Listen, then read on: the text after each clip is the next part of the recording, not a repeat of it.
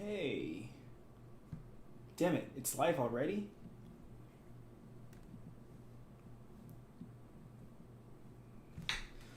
Right. I guess it's live already. Damn it. Usually YouTube allows me to basically just go, yeah, start stream. But usually, yeah, it says like go live, but this time it just went straight onto stream. So I'm gonna wait till my friend gets on, then we can start.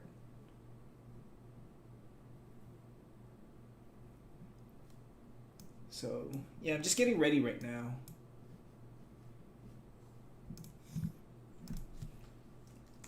Okay, getting ready.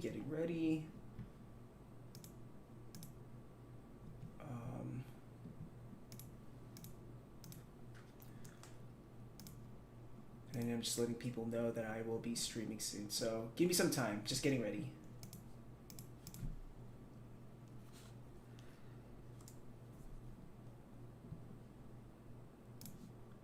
Okay. And then I'm just going to post it on.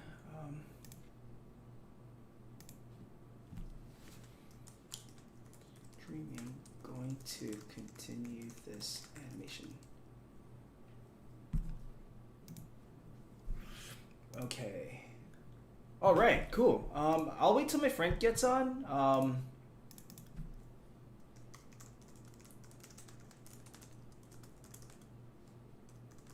But I think I'm just gonna move forward and just start animating already. Sweet. Okay, cool. Let's get to it. I'm animating a scene. And hold on, my friend just got on, so Alan's gonna join the call, so let me just hit him up. Let me just call him. Hello? Hello. Hey man. Cool. So I'm streaming at the moment. Let's go. All right.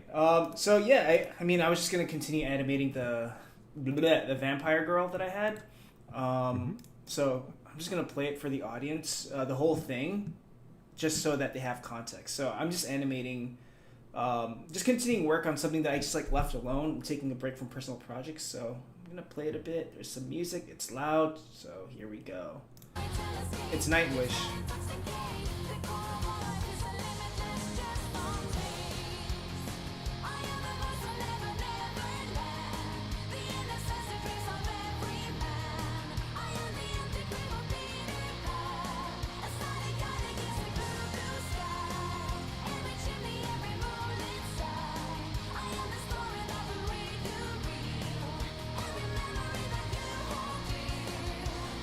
So I think I'm gonna just work on this shot, just rough animation. So yeah, that was pretty much it. Oh, I love this sequence. I love this whole like segment that you've been doing. Thanks, man. But yeah, I'm just taking a break from the whole the dragon project that I've been working on. So now it's something else. Are you taking a break because you just need like you've like tired? Yeah. Retired creatively from it? Yeah, it's getting to the point where I'm just so burnt out from it that it's actually making me lag on production on it. So I might as well just work on something else just to refresh it. And also, I've also wanted to do something different, kind of like a really casual like process of how I would animate singing and dialogue. So yeah. Yeah. Let me. Awesome, man. I'm just gonna mute this so people can see the post, not mute, but just the animation. I'm just gonna play it on loop, just to show them that like it's just a bit where she says everything that you hold dear. And I already just like did a rough thumbnail of it. Well, rough storyboard. So now I'm just gonna animate on top of this or do a rough pass or an acting pass. So. Yeah, I'm just having her start with maybe the head tilt away. God, I'm so rusty right now. Yeah, you and me both, man. Yeah, it's like when it's like when you just keep drawing for work, you just get so tired, and drawing doesn't feel like refreshing and fun anymore. I wonder if it's like some sort of like odd Pavlovian thing, you know, like you start associating drawing with work and you just get tired from it. Yeah, I think, I can kind of see like why some people, or why some of my coworkers would rather not do anything related to the art after work, because it is so tiring. And it, like, this is something I'm also noticing too. Like, the older I get, it's just like the more tired I am when I have to like, oh, I'm done. Like, you know, when you're younger, you draw and you're just drawing for fun, and then you have some freelance, you do that, then you just go back to doing your personal work. I can't really do that anymore. Like, I just have to like either walk around or like watch a movie, or play a game, just kind of like cool down. Yeah. And then like I might have a sketchbook or like a loose leaf of paper, and then I'll just like doodle like quick scenes, like really rough sketches too, just to go through the motions of it. Dude, yeah, I mean, like, it's tricky, because it's like, I do understand, and there's another animator, or another, well, a coworker that I was talking to yesterday. His name is Wei Lee, really cool guy, really talented, and he's working on a short film. We worked together on the last production we were on together at Netflix. He's based in Vancouver too, so, yeah, but we were talking. Shoot, what was I talking about? Can you remind me what we were mentioning earlier? Because it made me remind me of that. What were you saying? Sorry about that. Oh, just like, how the older I get, I just can't really draw personal works anymore because I'm just so tired from work, and I associate it with work itself, like the act of creating. So yeah. Do some other stuff. And, yeah, so it made me remind me of, like, to get something done, you kind of have to, like, put your attention on this one project, right? But then it gets to the point where it gets so tiring, where you just get mentally and creatively burned out from working on that project. And it's hard because, at that point, it just becomes work, and, you don't want to do it. So, of course, your productivity starts to die out. Oh, yeah. And, like, it's personal work. You're supposed to enjoy it. So, like, it's always good to, like, take a break from it and, come back with with a fresh mindset.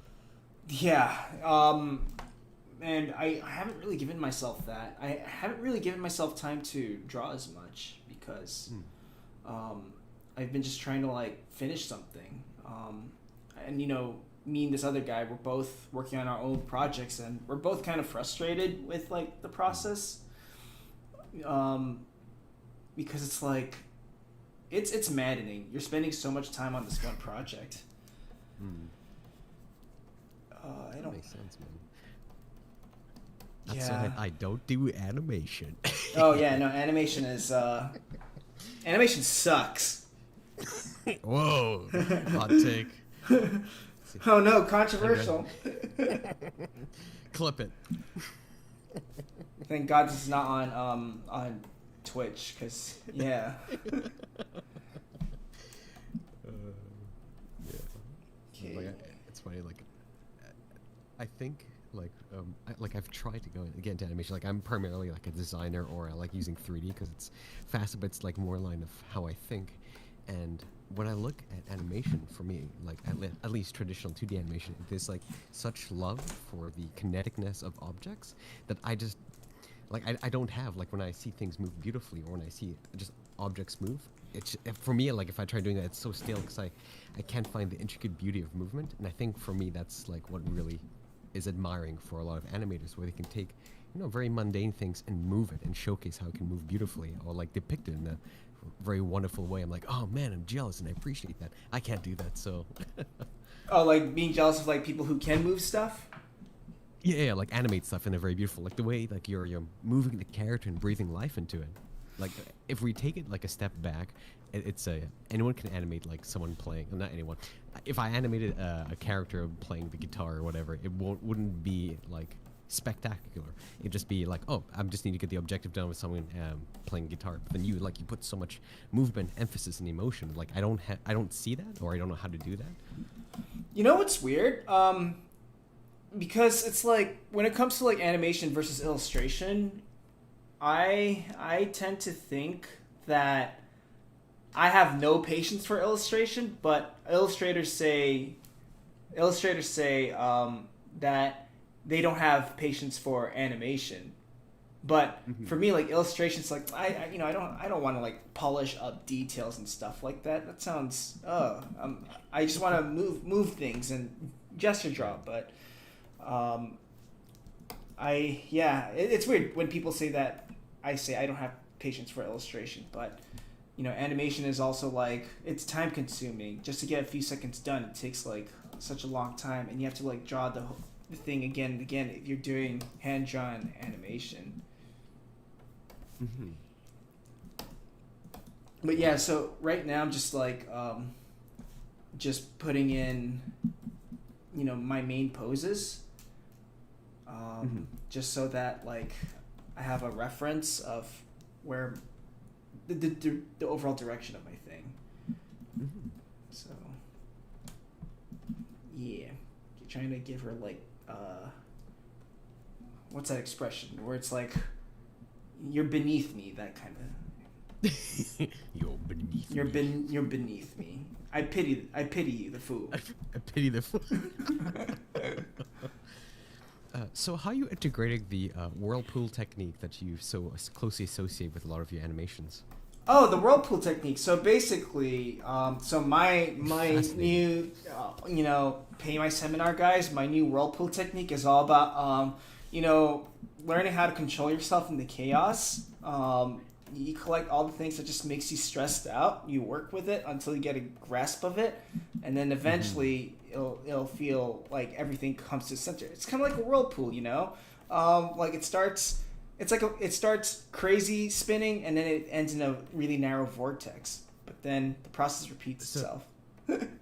Is this not to be confused with the tornado or hurricane technique, where it's like you're in the eye of the storm? Or is this a derivative of that technique? Actually, yeah. I mean, eventually people get to the eye of the storm. They become the storm. Oh, fascinating. Yeah, so, the whirlpool technique teaches people how to become the eye of the storm. To become the eye of the storm. So you're like surrounded by chaos, but you yourself are calm and can absorb all the chaos and its beauty. Yeah, man. Oh man, fascinating! I'm very excited to see your It'll upcoming be courses that talk about this technique. Ways in the chat, because we talked about cults and stuff. So this will be the whirlpool cult. It's a way of life now. It's not just for animation; it's a way of life. We all strive to be in the eye of the storm. Hell yeah.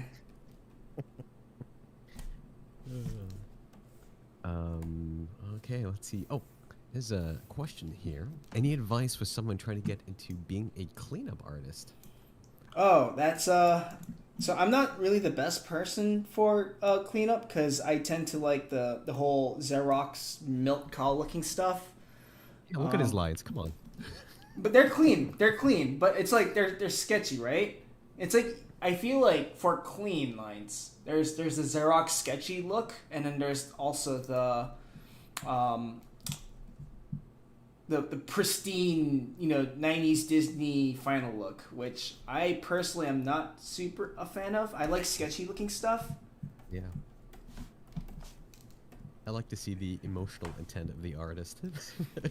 Oh yeah, like kind of see that they did embody the whirlpool in them.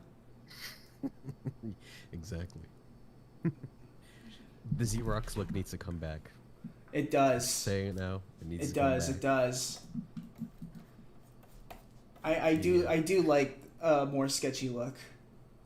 I'm just trying to. Desperate measures call for desperate actions. Just copy it. Let's go. Let's go.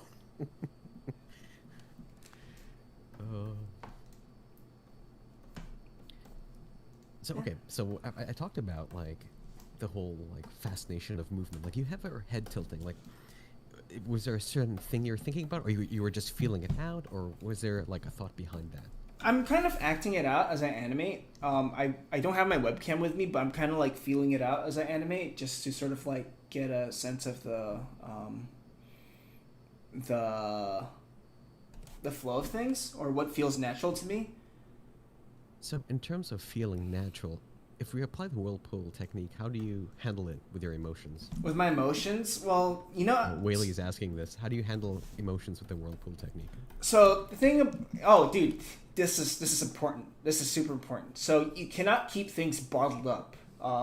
That's one thing about like human emotions is if you keep it contained, you will explode. So you need to let it all out. Be a chaotic mess. If you're angry, rant. Even if it's like the most disorganized jumbles of like nonsensical rants, just rant away, and then eventually you start to calm down. Or you start to become the calm of the storm, within the eye of the storm.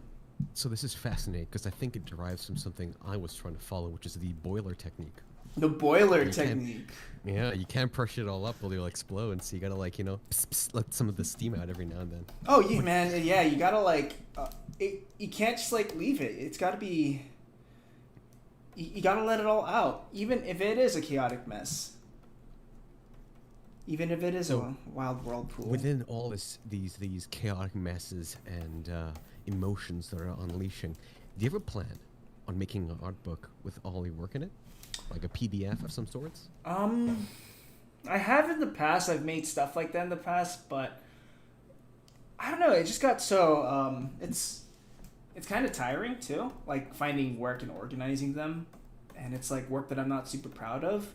But maybe I'll go back to it because a part of it is sort of meditating, meditative. I mean. So if I was gonna go back to the whirlpool technique, whirlpool, yes, the whirlpool. Why don't you just throw everything in and call it a PDF? Just call it my whirlpool art book, and just have no organization. Just like there it is. You know what? That's actually once I just put the whirlpool in it, it will make everything work. You're that might just be crazy enough to work. You know what? You should just try it out and see what happens. Hell yeah. But These are all my sketches and just throw it all in. But I haven't the last time I made it like a PDF or a sketchbook was back in 2017. And it when I look back at it, I'm kind of embarrassed about it. Cuz just the amount, the quality of the work there. I mean, but that's like most artists, man. That's true too. I look back at my 2017 stuff. I'm like, where did I go wrong? Where did I go wrong? What is? Oh, dude. Honestly, like I look at some of my old stuff. I'm like, damn, I got worse. It's like, oh man, I was so free back then, but now I'm so reserved with my thoughts. Dude, ugh. Oh my god. No, like I can see why some people, said that they preferred my older work compared to now. And I can kind of see what they mean by that, but at the same time it's like, well, things don't last forever. Don't sell out, man. Keep creativity should, keep exploring it. You're just maturing in your art. Yeah. Oh, I'm definitely going to like redo this drawing later on, but I gotta move forward. The greater whole, right? The sum of its parts. Just whirlpool. Gotta let it all out. Whirlpool. Whirlpool. It's hard. That's a hard word to say constantly. I have trouble saying P's. Whirlpool. Pool. It's a hard word. I just hope it doesn't become one of those words like moist or succulent where people don't like hearing it for some reason. I think because it doesn't have any ist. It doesn't have like sound in it, so I think it's funny if it doesn't have that sound. Whirlpool. Whirl. In a world of whirlpools. This is cool. All right. I'm just what are you thinking here?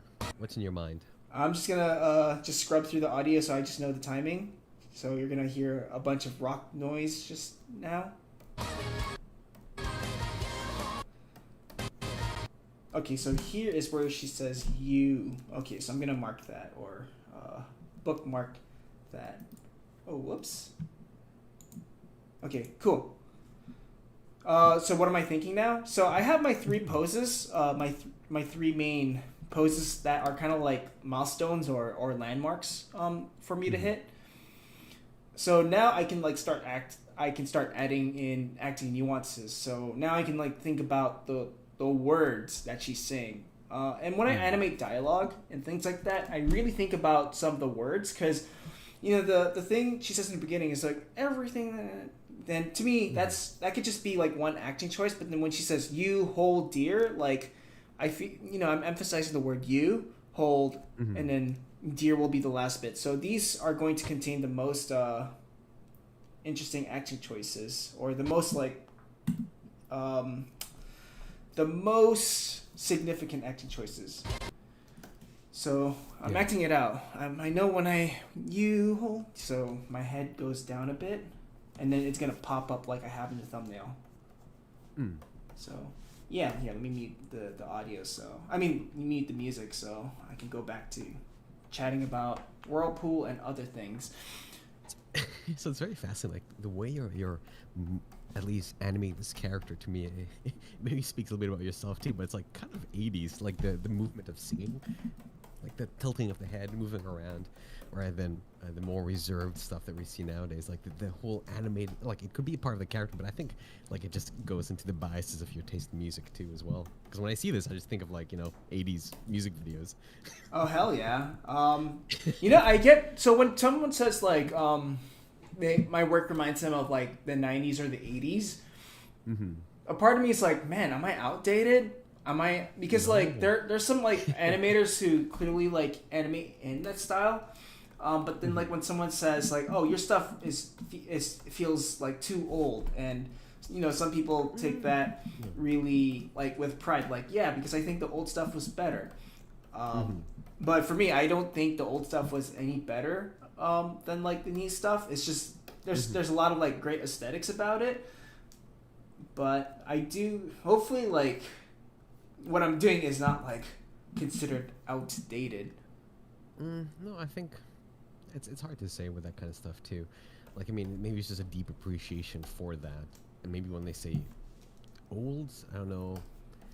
You might have to ask them why they think it might be old, because a lot of people have different definitions from old, and it just seems almost like a blanket term for things. But Right. It could be cool to see. It could be cool to identify what they mean by that. Yeah, I mean, if they said like my stuff is old school, that's great. If they said outdated, oof. Okay, that's there's a big difference between outdated and old school. I feel like like it'll be hard to say that the motion's outdated, but maybe the contents within it is outdated. Am I outdated or I hope my Whirlpool system never goes outdated. It is part of life. But yeah, I mean, the way I would describe the two, like between outdated and old school. Old school, you know, it's classic. It's still good. It's like Super Mario, right? It's still fun. Holds up. Old school, I mean, outdated is something we never. It's a mistake, and we don't want to go back to. It's a mistake. You exile it out of your Whirlpool. You know, it's kind of. Do you think fidget systems are the fidget? What's it called? The fidget spinner. They are. I feel like those got outdated so fast. Oh yeah. They didn't even last more than like a year or two. It was an interesting part of reality, to say the least. I felt like Beyblade was slowly invading the world, that everyone would have it. I'm like, you know what? If this is the world that's becoming Beep, I fully accept it. Let's go. Let's see what happens. Street fidget duels. I'm all on board. Oh, you were a Beyblade kid. I think I was a Digivice kid. What, Digivice? Yeah, it's Digivice. I have to look that up. I've never. Oh, it's like it's cool. It's like a little Tamagotchi, but from Digimon. Oh, this thing. Yeah. And then like you can battle your friends. Like so, we we used to challenge each other in church. Like after church, we'd meet up and fight with our little Digivice. And it was cool because like you can basically you kind of like nub the digivice together, you and your opponent. It I kind of see. looks stupid when you do that, and then you can go off to another corner and just like kill him off. No, to say that like when you said I was a Beyblade, I never had a Beyblade, but I was more so like the Pokemon card guy, kid. I had no idea how to play it. We just used it for trading. Oh, Collect dude, were you ever surrounded by like kids who would hold that card and then someone would look at the card and scream, "This card's a fake"? Yep, yep. Oh my There was a time where god. I think there was some places where they would put stickers on the cards, and so you get like these fraud cards like entering into this like gambling system of like, all right, you have this I don't know, like holofoil Charizard. How many commons is that worth? Dude, yes. Anyway, before we get too deep in this, there's a couple of interesting questions here. This looks like it's particularly to the layout. Like, what comes first in layout, background or character? And I think it's hard And to answer 'cause, layout. like everything. Well, it depends. Like, because I know like design layout. I don't know if that's a specific term for animation as well. But layout for me, in terms of animatics, is just you're just designing the background, so there's no character in it. But I understand animation layout is something different. Yeah, I mean, animation layout, you can have backgrounds, but it's usually like just having like certain drawings that represent the staging and overall beats of the scene. So, I mean, backgrounds, I wouldn't really consider that. Yeah, I mean, you can consider that layout, but usually layout has like a few drawings determining like what the overall pose of a character is, or where the character is staged, and what's their overall, an idea of their pose. But it's really up to the animator to utilize that. Mm-hmm. What else do we have here? If I'm learning to animate, would you recommend Blender? It seemed also fun. I mean, yeah, definitely.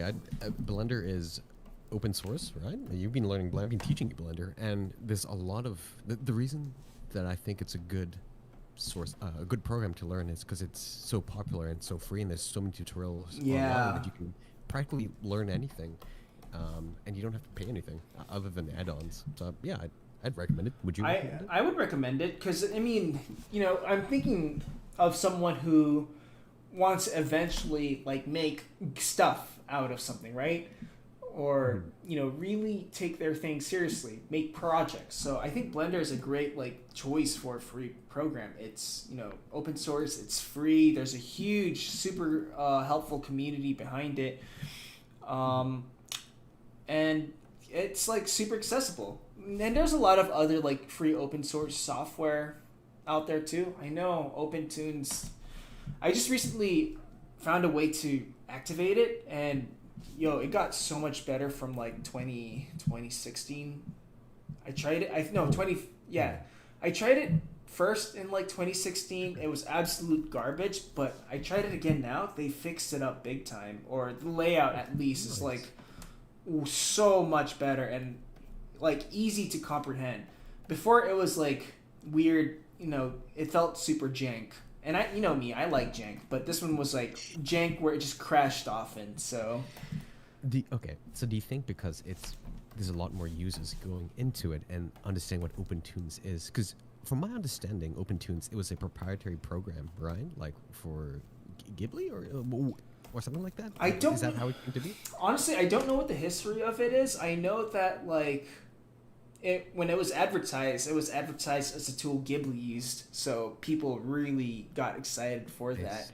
They were like ready to Yeah. ditch Flash animation for OpenTunes, but then when there was just like way too many issues with it, like people were like, "This program sucks. I'm gonna go back to Flash."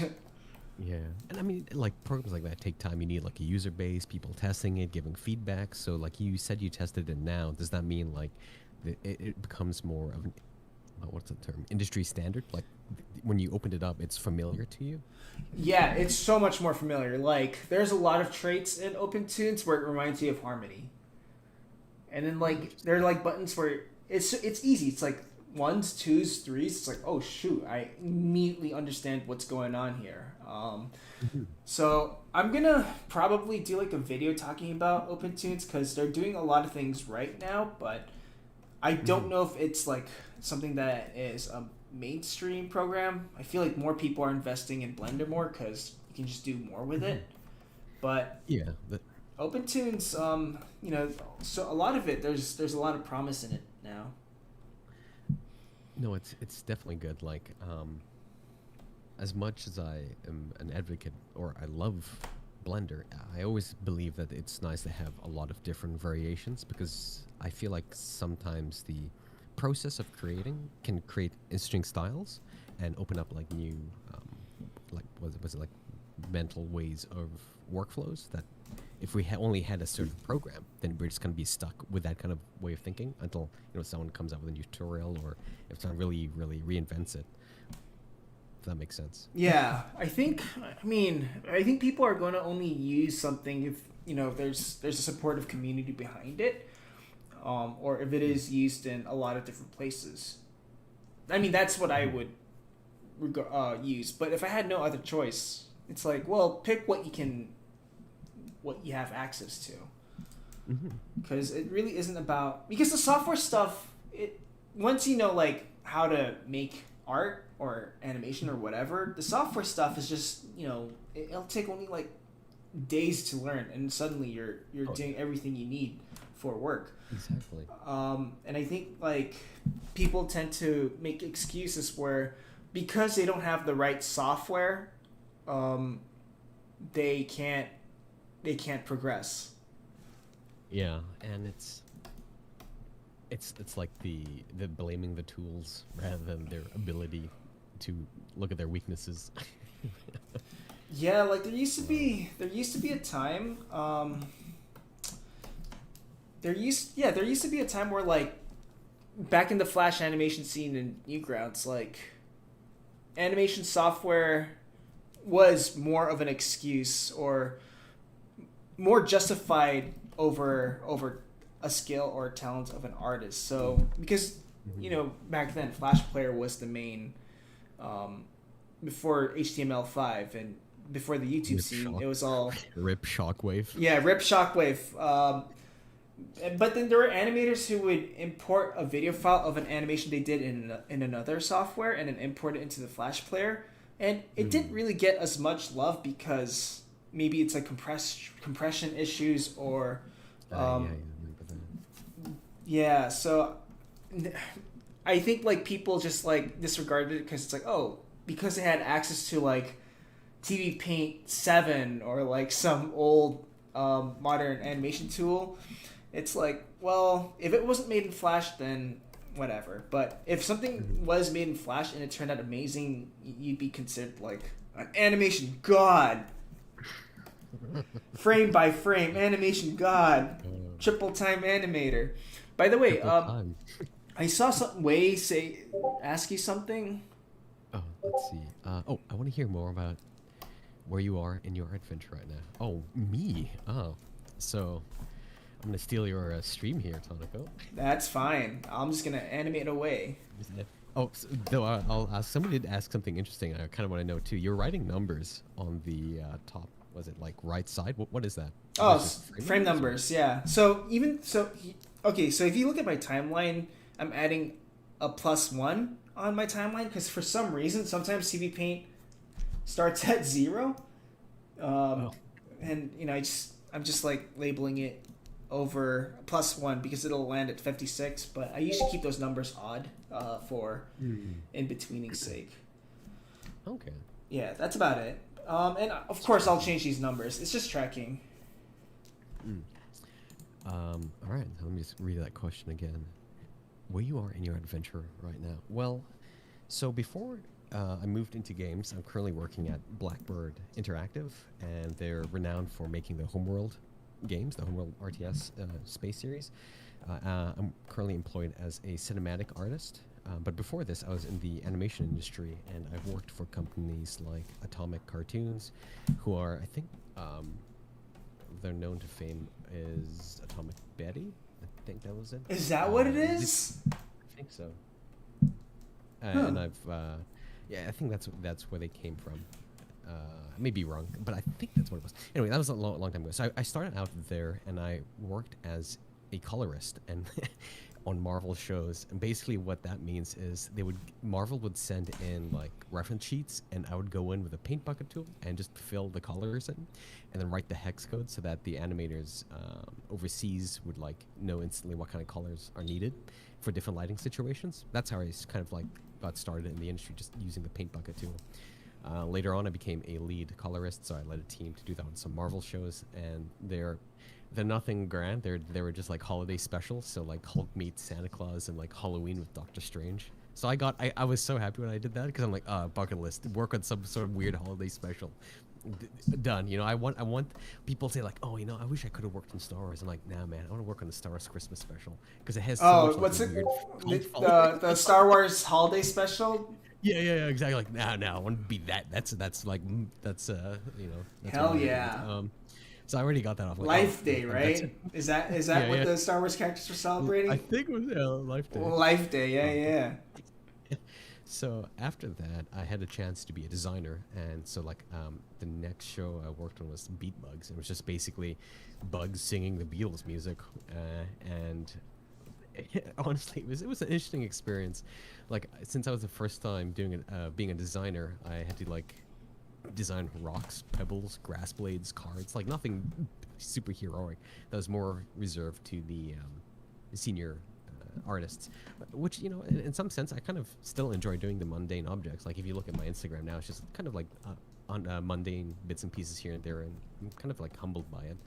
Because if the line of thinking I had, like if you can't really make, you know, a trash can or a toilet look interesting, then like, does that, you know, like carry on to more heroic props or characters? Anyway, so I worked on Beat Bugs as a designer, and then from there I still stayed at Atomic, and I worked on Max and Ruby as a layout artist, season 10. Do you know what? Do you know Max and Ruby? That sounds familiar, but I might be mistaking it for It's something else. like it's like for the Treehouse channel, and it's like the White Rabbits, and very kid show, very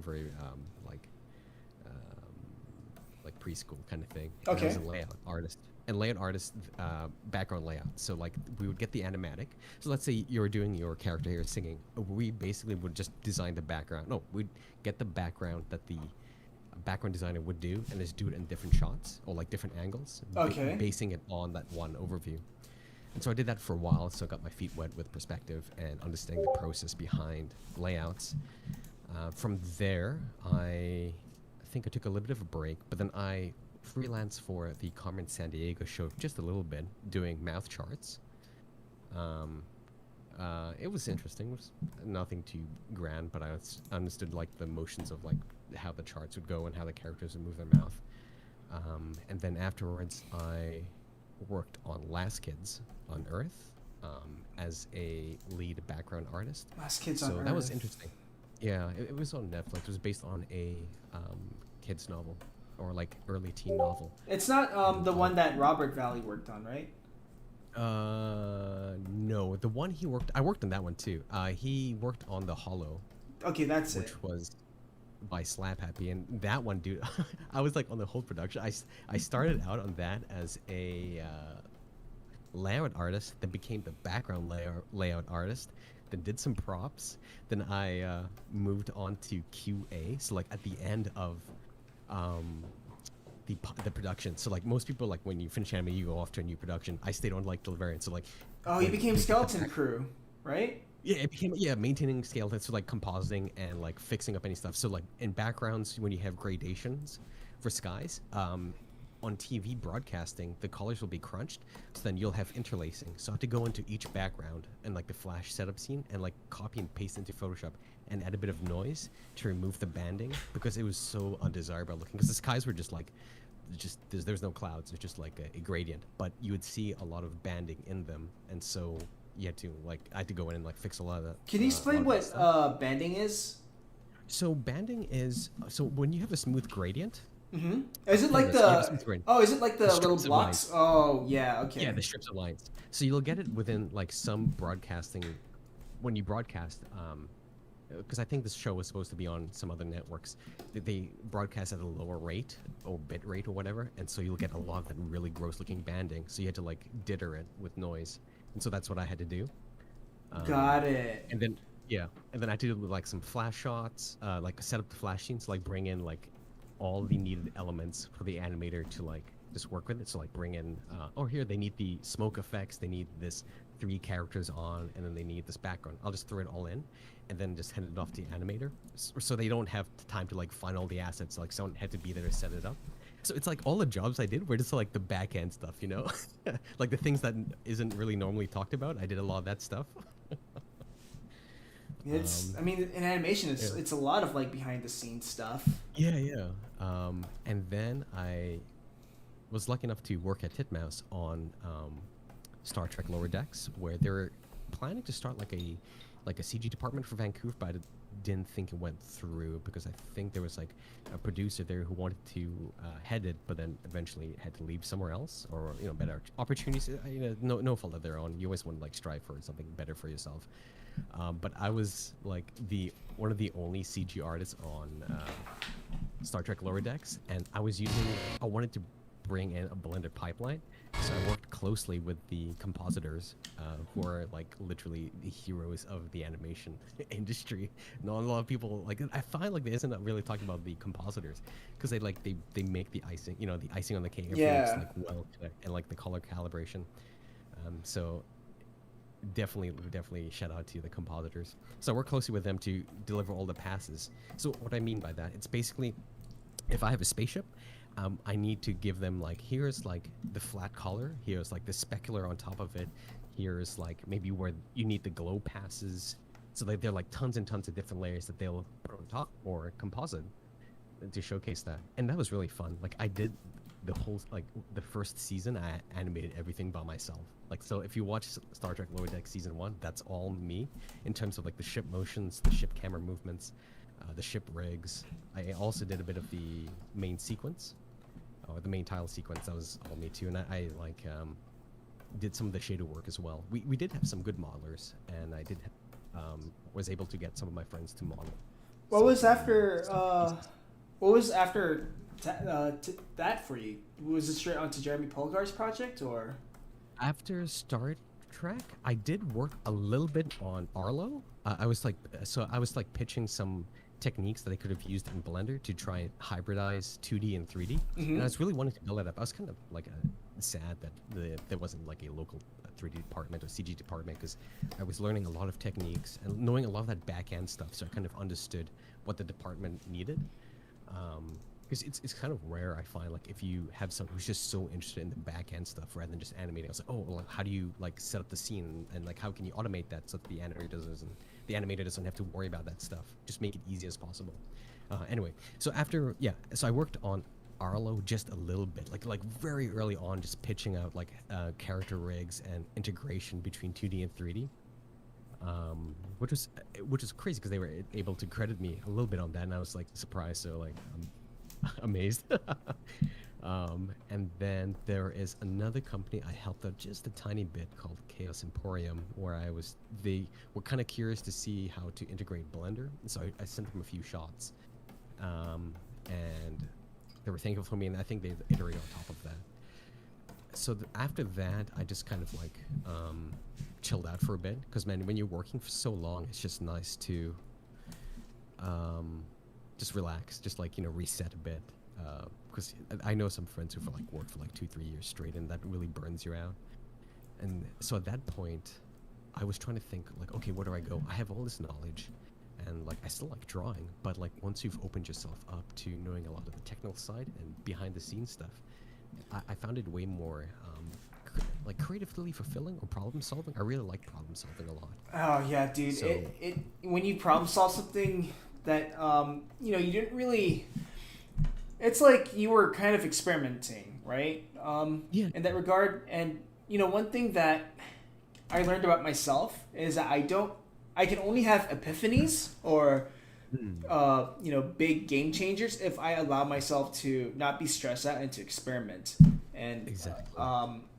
because like I'm so used to like working under deadlines and you know just work and you know being under pressure because you know diamonds are turned under made under pressure, but then it's like when you allow yourself to just like experiment, goof off, and have zero expectations, you're going to start discovering things that you never realized was there all along, and that can help you Exactly.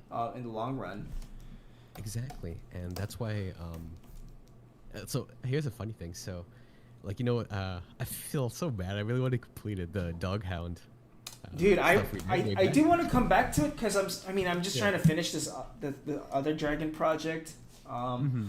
But I do want to come back to it because there's something really fresh about it. Like it think doesn't so. it's not meant to like be entertaining. It's just meant to be like a mood. That's it. Just as is, exactly. And so the funny thing is, like, with that one, that really opened, because I was doing a lot of the Star Trek stuff, and like, it'd be cool if I can just like combine some of that like shader knowledge into this 2D thing, because people kept talking about like how do you get real-time lighting on 2D characters, and since I've experimented so much, I've also like dipped my toes in game jams and kind of understood how games do it with sprites. I'm like, I think we can kind of like apply it to I think 2D so. animation. So, Like yeah. it would be So cool then to like that's have a platformer or like not point and click. I don't know, or like just something like that really celebrates the whole 2D art. hmm and it became so. Here's an interesting shift that I had in my mind that I'm still trying to think about, but like it became less about like how well I could depict something or draw something, because we're always harsh on ourselves, like when the anatomy isn't right. But it became more of like, how can I present this in a very interesting way? Like how can I, like, it became more about mark making as opposed to what I'm trying to depict. It's like the marks itself is more interesting to me than the subject I'm creating.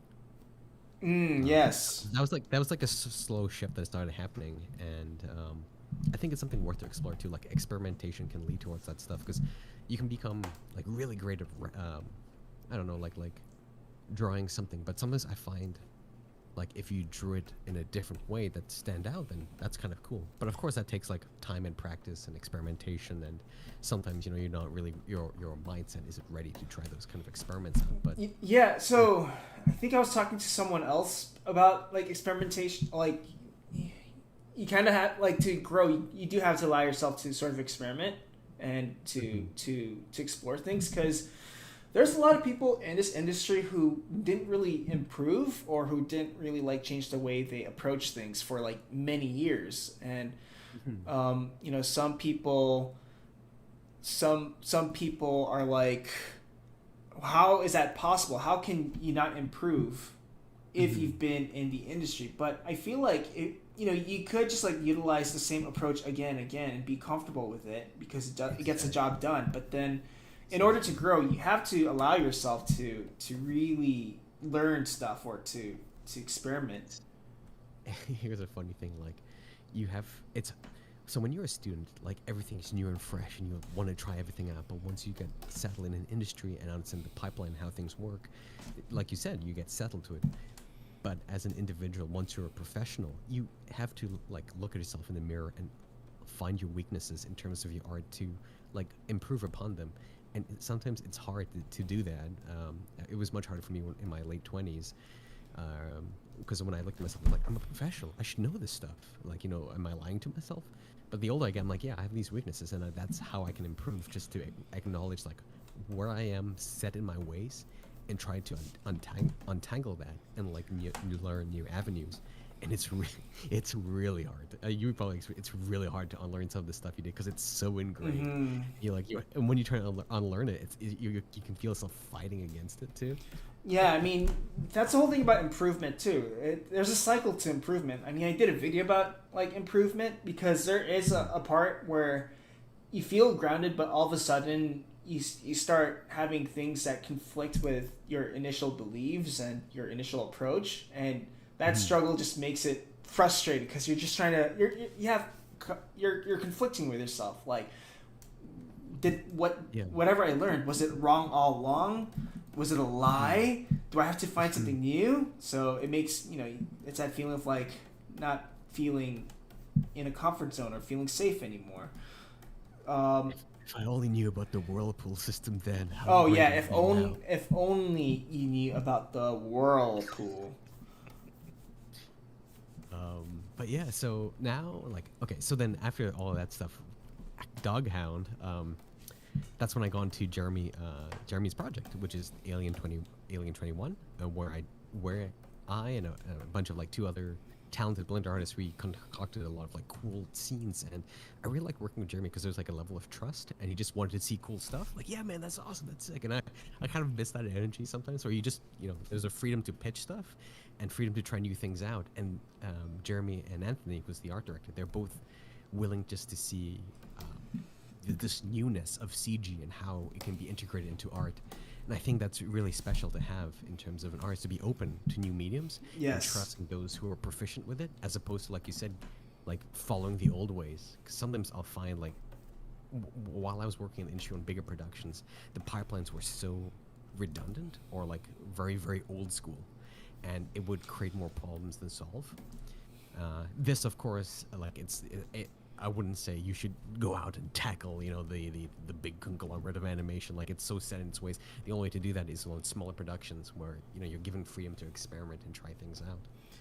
Yeah, as long as like you just have to be given that space to allow yourself to, explore these things. Mm-hmm. And so after Alien 21 and working with Jeremy at Titmouse,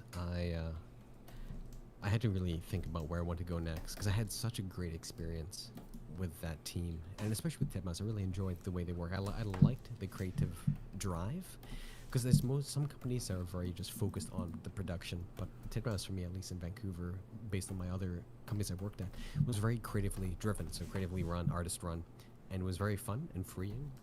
But I felt like they weren't really hiring anymore, and I didn't really want to work back at the bigger companies.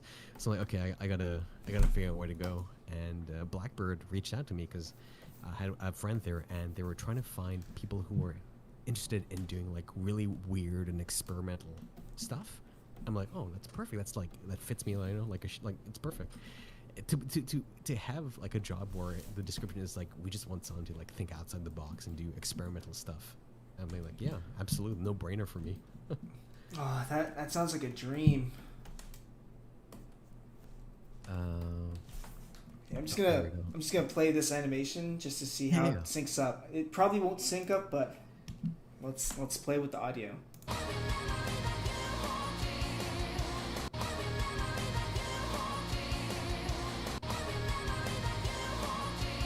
Okay. That's all. Alright. Let's see.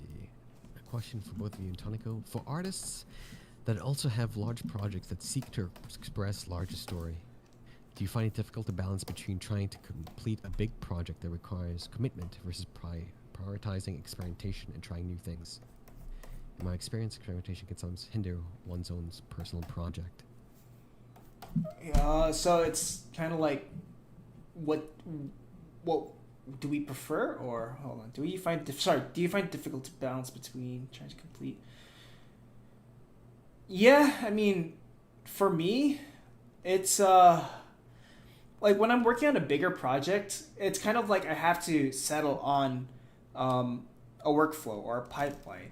Experimentation can come in like later on, but I think like for a bigger project, you kind of have to have sort of a rough idea or a basic layout of the pipeline.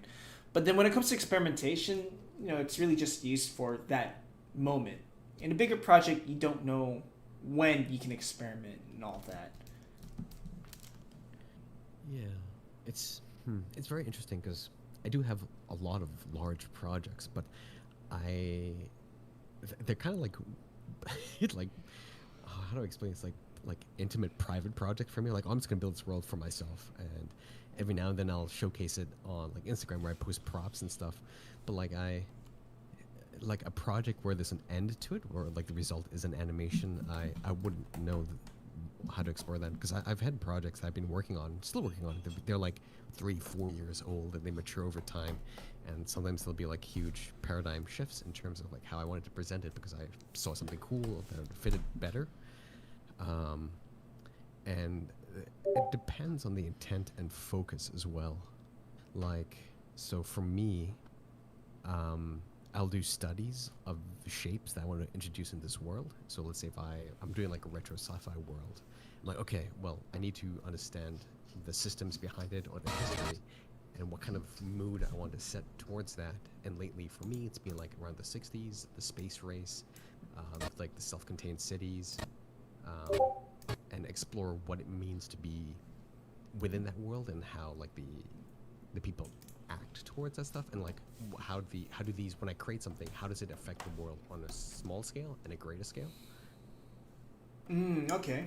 Yeah.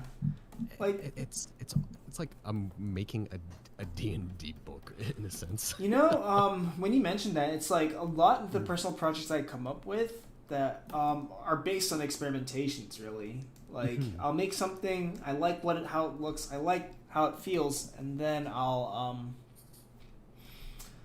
and then I'll just like see if I can like make something out of it. But then it's always refreshing to go back to like just small things. Like I want to experiment with like a scrapbook look. I want to experiment with like a janky, ugly 3D look. And then make. Where is it, Tonic? I've only seen good looks for 3D. Dude, Cruelty Squad. That's what I was thinking of. Yes. Okay, I'm just gonna preview the sound so I can start writing notes. So it's gonna get noisy.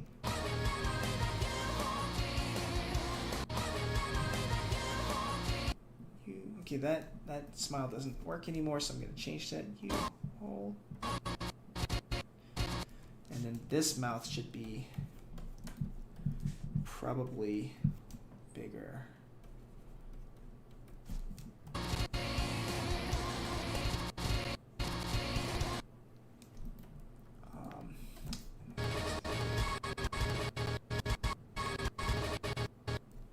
So let's put M.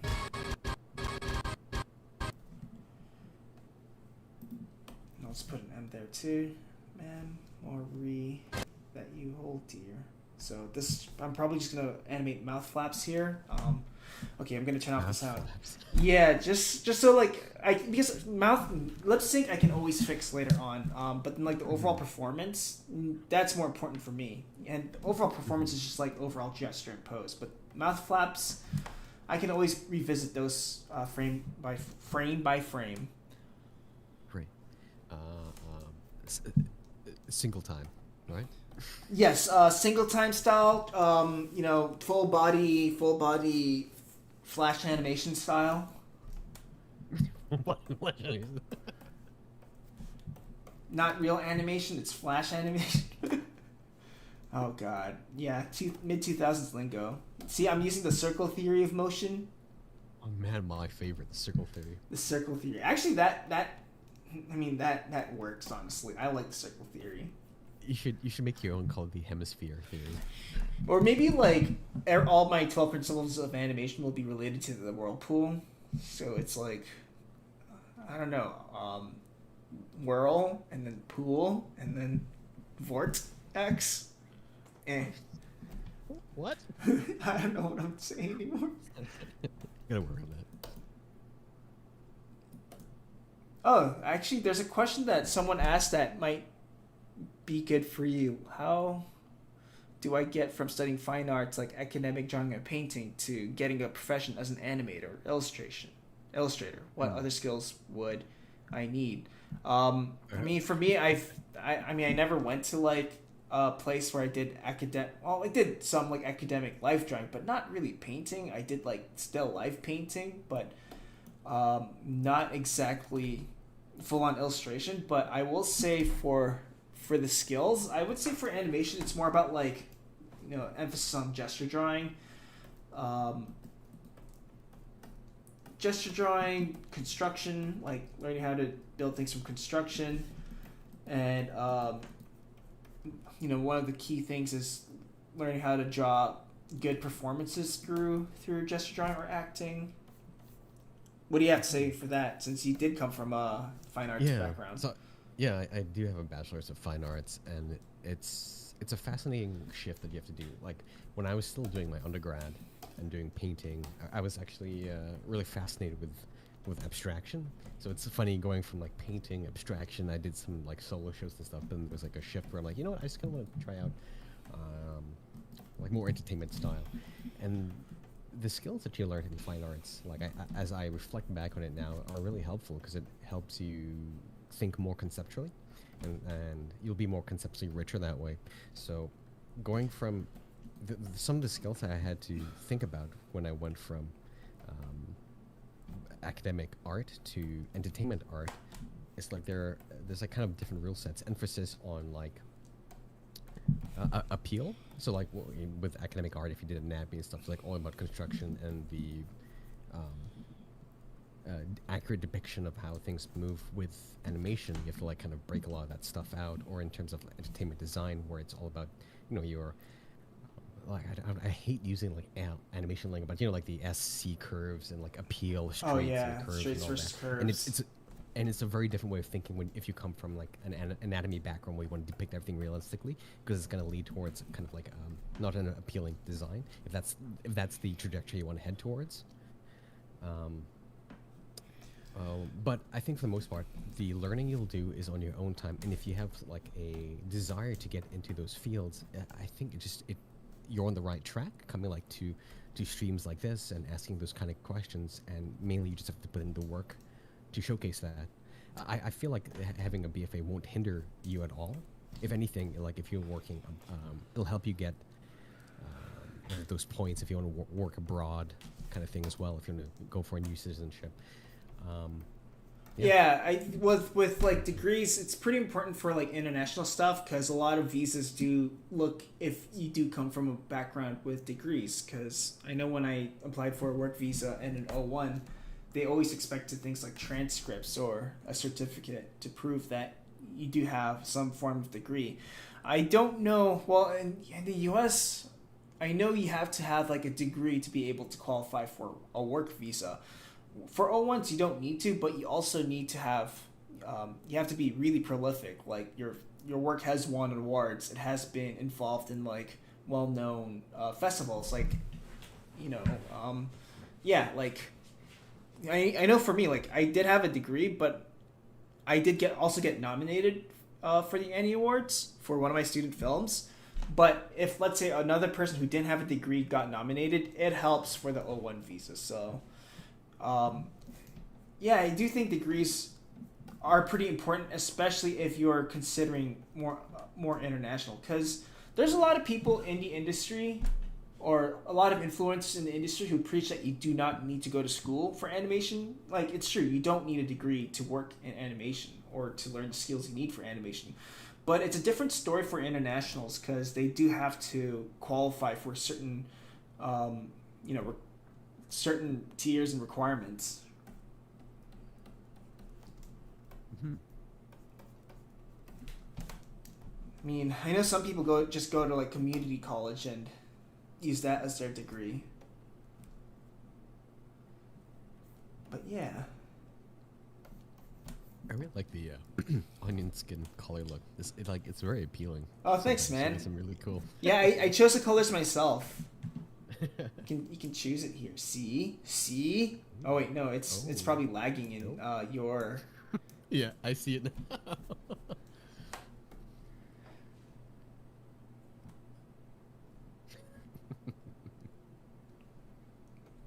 But yeah,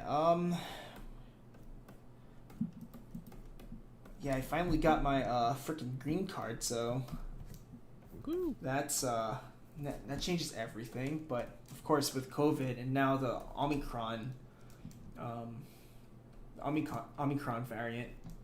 How do they come up with these names? Are they pulling from the 80s? Okay, so Transformer? that's what I was thinking too. Transformers, exactly that. Because you know, when you hear the Delta strand or the Delta variant, you're like, oh, Delta? What kind of name is that? Delta Airlines? But then when you hear Omicron, you're like, oh shit, that's scary. Whoa, that's dangerous. I think whoever gave the name Omicron, like, that's a good name, because names actually contribute to how people react towards it, right? So when people were calling COVID the coronavirus, like, people didn't want to buy Corona beer because of it.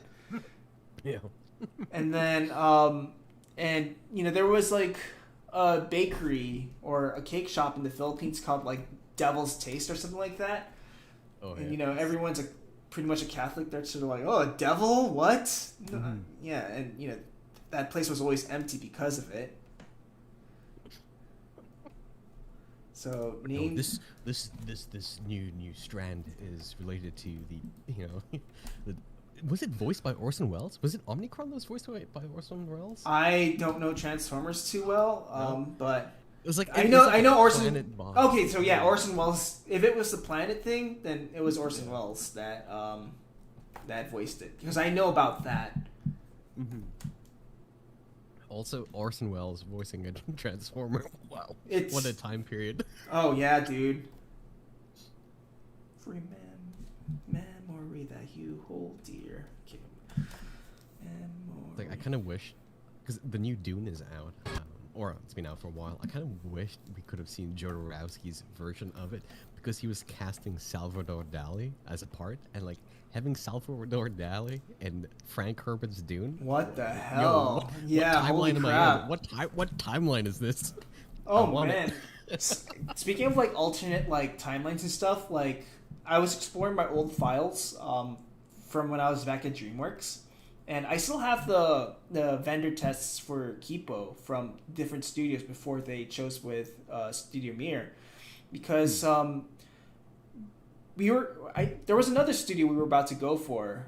We were initially going to choose from what I remember, and I might be missing out something, but from what I remember, we were going to move forward with Titmouse Canada. I still have the animation test from Titmouse Canada for Kipo.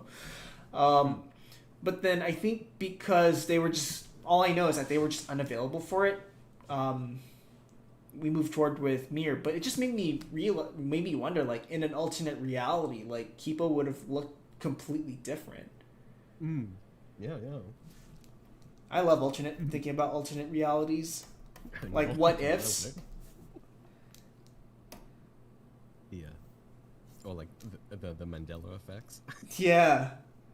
Wait, I'm just gonna play this one sequence, so I can know where I can put the keys.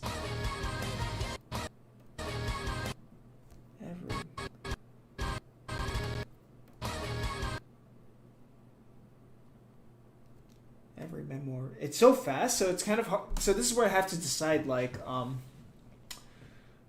where I put the M's or the O's, you know? Memoir. Sorry, it's gonna be scrubby from here. Just gonna play that in loop. So this is gonna be annoying, guys. Sorry.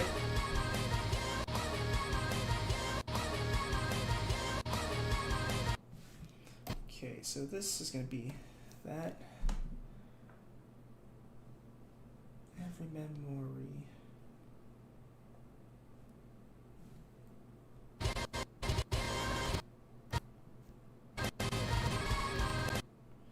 Okay, I got it. Cool.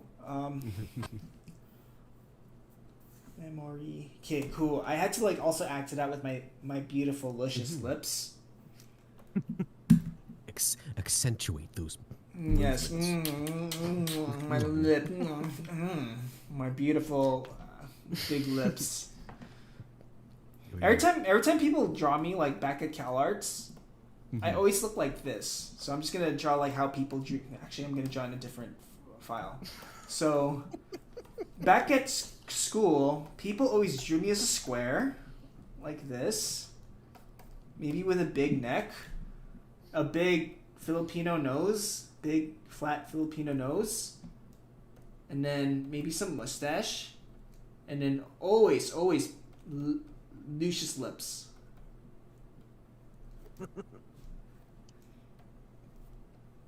So basically, people, from what I remember, drew me like this. And also I had like crazy pimples, so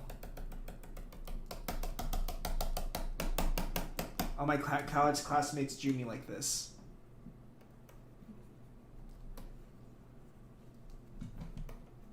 Yeah. Static eyes. Yeah, this is even my teachers drew me like this. Actually, my my teachers actually are vicious when they do caricatures of their students. They're mean. I remember I got a caricature that looked like this because I shaved my head recently, and I was also like 210 pounds back then. So I kind of look like no that I actually I'm drawing a nicer version of it, but Nicer version. but yeah, more pimples because that's how everyone always drew me. And then I had a shirt that had a stretched V-neck, but then they always give me man titties. So that's how, my mentors and sometimes my mentors would draw me back then. You look like what's that? Cynthia. Oh shit, Cynthia! Yeah, Rugrats, right? Yeah.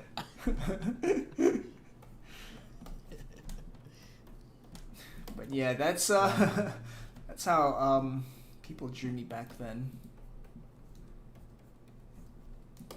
Every memory. So what's cool? Okay, so I'm just gonna give like a little thought process here. So it's kind of like I kind of also want to talk about or low key give a lesson. So when I think of dialogue, I always have to make a choice if I want to draw every mouth shape for every letter in the word or just make them morph into each other, because if it just keeps flapping, it looks very distracting and it might look it might look like it might not sync. But if you just have like mouths just morph into one place or the other, there's flow, and you kind of have to decide that, because if it just flows too much, it feels weightless and there's no real impact in some of those mouth shapes. But if it's like words that you want to have punchy and have impact, then I would have a lot of drawings where it actually opens and closes. So when I think of the word memory, the part where I say memory, ori, that part,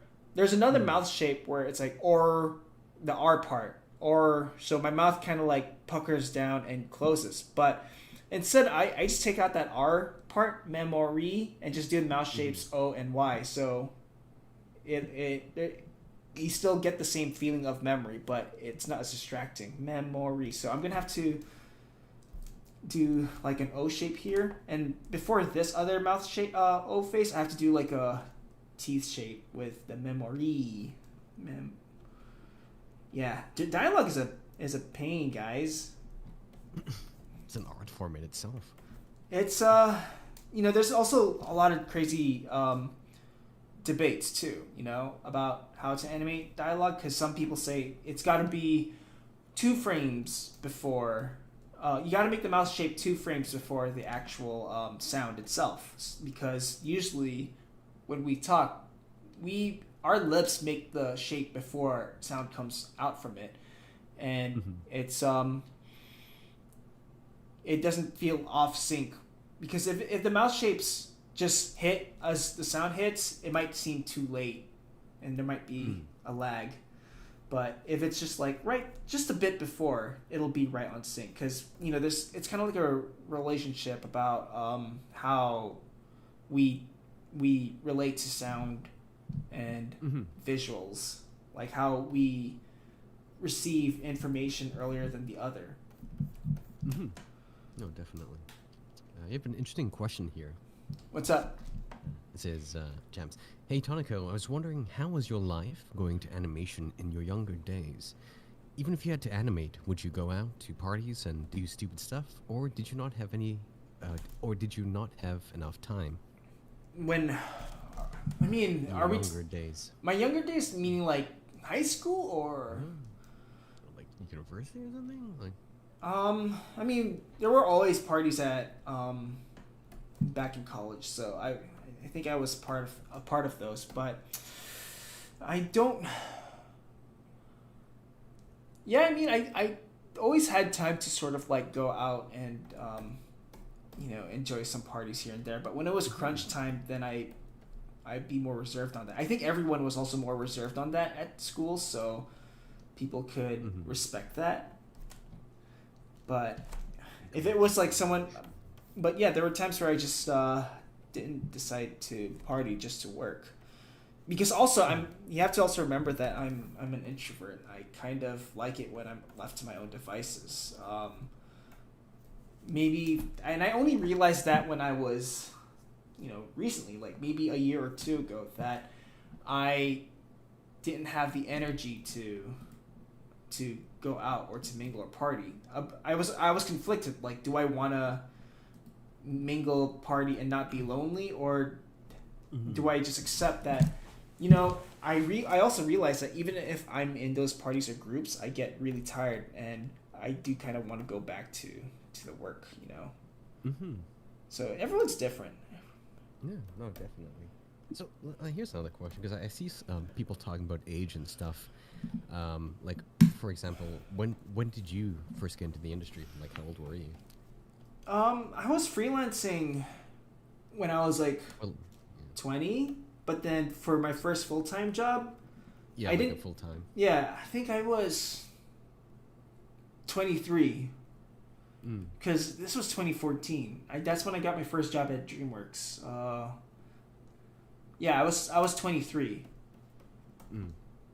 Yeah, it seems about. I was a little bit older. I think I was 24, going around 25. I think we're both from like 90s, so yeah. Back then. But that's also. But then I had coworkers that started, 30s, mid 30s. One of our trainee. So when I came in, there was a trainee. I mean, he already had like industry experience, but he was going back to be a story trainee, and he was in his like late 30s. But he was Asian. He looked like he was in his late 20s or early 30s. And like, were you working any previous job before that? Like you said, you were freelancing, but like another job. No, not full time. No. Yeah, it's like, me, I went all over the place. Like, I was a machinist when I was 17. Honestly, that's like, better because you actually have more like not just like work experience, but also life experience too. Because experience, you're gonna learn something from it, and you have more to add to your overall journey in life. Not just like experience in like the art form, but more like what you learned about yourself in that time of your life. So.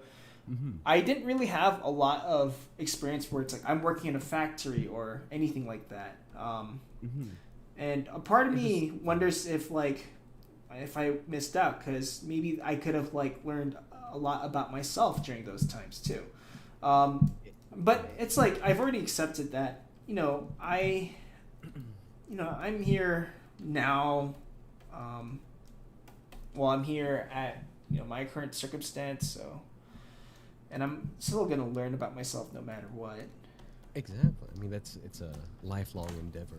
Yeah. And I mean, like sometimes when I started the industry, I would see people fresh out of school working, and there was a part of me that was jealous, but thinking about it, like, well, I started like working in a completely different industry, and like in machining, I was also a digitizer. I don't know if I talked to you about my time as a digitizer. I think so. Yeah. So I would get like the work with the times I had to work. So it was like 2 shifts. I was on a night shift, and it was like from 8 till like 1 in the morning, and all it is was just you'd get reels of tape, and you just digitize it into a hard drive so that the editor could get it in the morning, and then just cut it for the broadcast the following day. And so I'd just sit down and just note down any errors within the tape or what the tape contained. It was very humbling, but at the same time it was very quiet because I was the only one in the studio. That sounds like a chill time, It was pretty chill. It was like humbling. I just like drew stuff every now and then and just watch the tapes. But for me, that was like my first entry into this like entertainment medium. But then I couldn't find something similar to that. It was just like a one-time gig. So then I got into the trades and worked as a machinist throughout my university time, like building heavy industry components and like using CNC machines, becoming forklift certified. What was I gonna say? Like, I honestly nowadays I'm not jealous or Nowadays I'm not jealous of anyone who starts animation at a very young age, because it's like, well, first of all, maybe they had access to these things already, whether it's like connections or the internet or whatever. But also, I've talked to a lot of really talented people in like online discords, and they're not people that I would get coffee or hang out with, because their values on life is doesn't really connect with mine. Like, they're always into just like work. You gotta be the best dressman, the best whatever. Why do people complain about like money? I could do it, that kind of thing, because they're kids, and they live under their parents still. So these things, I feel like when you start working and you start living elsewhere, you also learn more about about yourself. You change a lot. But Exactly. young people who start early, it's like sometimes most of that is their life, and it's hard to talk about other things too. Mm-hmm. No, absolutely. So, Wei asked you a question, I think. Uh, What's that's one one lesson? Yeah. What's one lesson or experience that you got outside of art school and industry that has been invaluable for you, that has given you certain uniqueness to your approach to art? Oh, that's a very good question. Well, I was gonna like tack on to what you were saying, where you're talking about if your circle of friends was very art oriented. Well, in my time when I worked in those different industries, it was fun just hanging out with people who just weren't so concerned about like being the best draftsmanship. I got like really fun life lessons, and when I was working in, let's say, the trades, I would work with people who are in their 50s, 60s, and it was just fun really hearing their experiences. And that's where I kind of like learned more about people, and it helped me field stories and appreciate, like I keep saying the mundane because I don't know how else to describe it, but like the, when I was younger, I was trying to think of like big, fantastical epics and stories to tell. But then hearing just real life stories, it became more interesting to me to tell or think about those like smaller moments rather than like the hero combating the monstrous thing for a like a popcorn flick. I mean, those are cool. I love those, but for me, I like the more smaller, intimate, mundane moments. Like, well, what's fascinating about this? Let's say you have this fantasy world, but how does a baker bake bread in this like world Yeah. of dragons kind of thing, like the small type of things. And I like to think about those things rather than like what's the hero's tale. I'm like, well, what's the average person's life like how what do the toilets look like, how is the waste management done? You and your What's the traffic toilets. situation? You and your toilets. Have you ever looked at the German toilet? Anyway, you should look at it on your own time. You know what? I have a browser on, so I'm just gonna quickly search it because I just hit a milestone with the animation test. So. So. Oh, they're kind of like dry toilets actually, because dry toilets most dry composting toilets, like dudes have to sit down to pee in it. Interesting.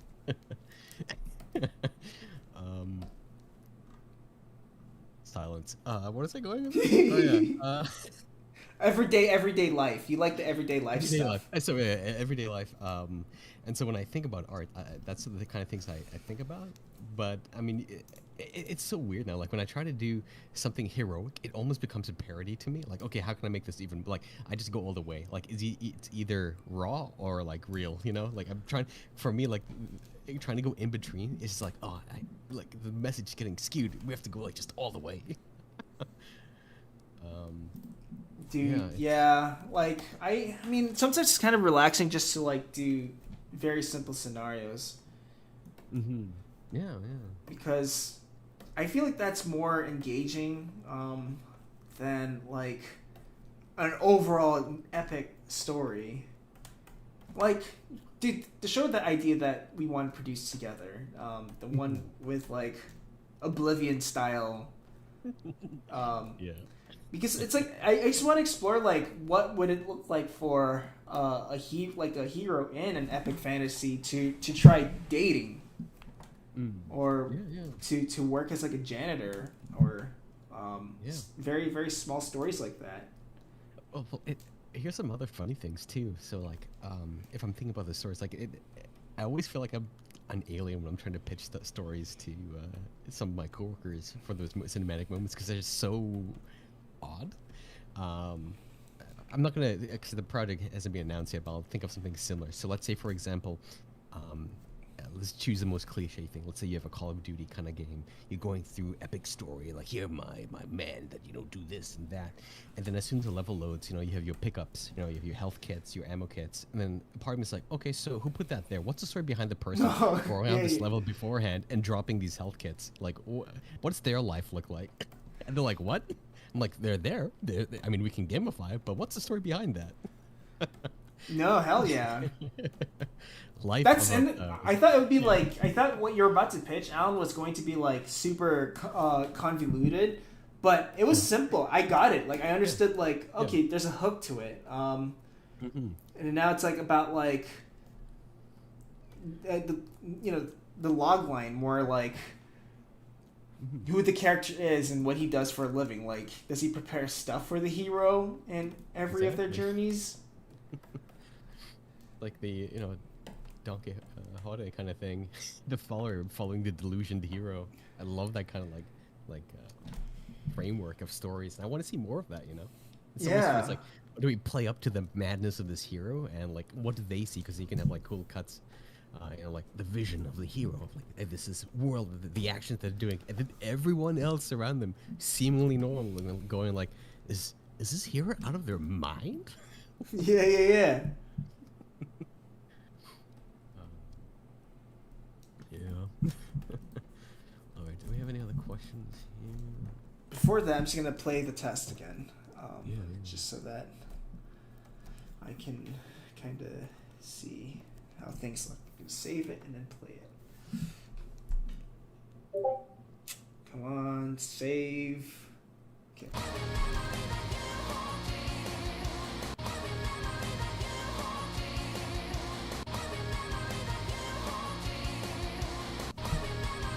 Cool. I'm actually ready to like start tying this down. It's got all the Nice. acting beats there. It's got like a lot of the motions that are good to go with. So this I would consider is a good enough rough. And the scene. He's. Mm-hmm. Let me just save. I saved it right. Okay. Sorry. So you're gonna say stuff or questions and all that. I'm just trying to see this. I think people are giving answers here, which is kind of nice. Still shaking first practice.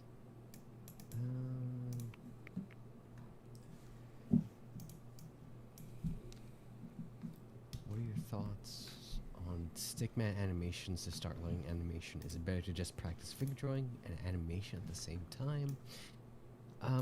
For me, like, I'll just answer this. Like, I think everything just ties into art, Yeah, everything stickmen are works. great. If you want to do stuff like that, there's a lot of things you can learn from stickmen. So if I think you can learn a lot just from stickmen, and it also leaves a lot of room for like experimentation. Honestly, I think like the best animation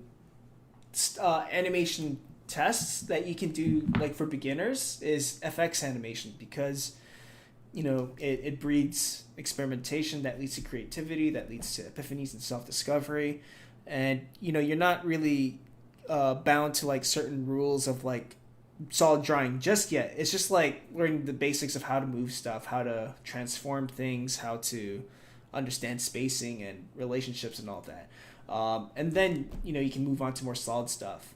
But stickmen are great because the stickmen themselves are simple, but a lot of the stickmen animation have a lot of great effects animation. So and a lot of like great people, a lot of great animators who now work in anime did start off as stick figure animators. Like if you guys know Goose or Yen or CTBM, they're prolific animators who've animated in anime, but they had, I think they both had their start in like stick figure fight animation. So it is definitely worth looking into if you like stick figures. And figure drawing, I mean, that's something you just have to like do on your own time too. Sorry, that was just my statement on that stuff. Yeah, everything kind of like feeds into each other, and so like, how to explain this? It's like these are great questions to ask, but at the same time, there's just so much to encompass when you start your creative journey that everything in the end feeds into itself, into your creative identity, and that'll make you, as you start maturing in your creative process, not maturing in your age, but like how long you've been creating, you'll have different shifts in thinking, and sometimes you might have a whole rework in your like creative identity and like switch to something else, because maybe through experience or through, like you mentioned Tango before, an epiphany, you might find something that's just so prolific that talks to you more than your previous creative self that you're just gonna head in a new direction. So it's always great when starting out in this creative process, just to try as many things out, and just feel the waters of what's fascinating, and then like slowly build up your skills that way. Yeah, I mean, you just have to like try it all if you can. I'm just seeing if I can quickly rough out the next shot where it's a different character whipping out her guitar like a weapon. The whole band here. Yeah, it's just chicks fighting with guitars. That's pretty much it. Vampiric. This one's a werewolf though, so it's like werewolf versus the lichen and. Yeah, so it's so the whole sequence is like, this vampire chick is sort of like taunting this girl who happens to be a werewolf. So. In the lore of your metal opera between lichen and vampire. Oh yeah, it's that kind of stuff. I've always wanted to do like, like mid 2000s teenagers who come from like, Transylvanian or Dark Descendants sort of stuff, and then have them like live in a normal world, and they still have like feuds and low key racism against each other. Species racism. Yeah. Why do we fight each other? They just hate each other. And so in this world, the vampires love symphonic metal, whereas like the werewolves love like punk rock. And they think like symphonic metal is like vampire crap. That's amazing. So there's that kind of like friendly rivalry. Amazing. But yeah, and I think I depended too much on the storyboard drawing.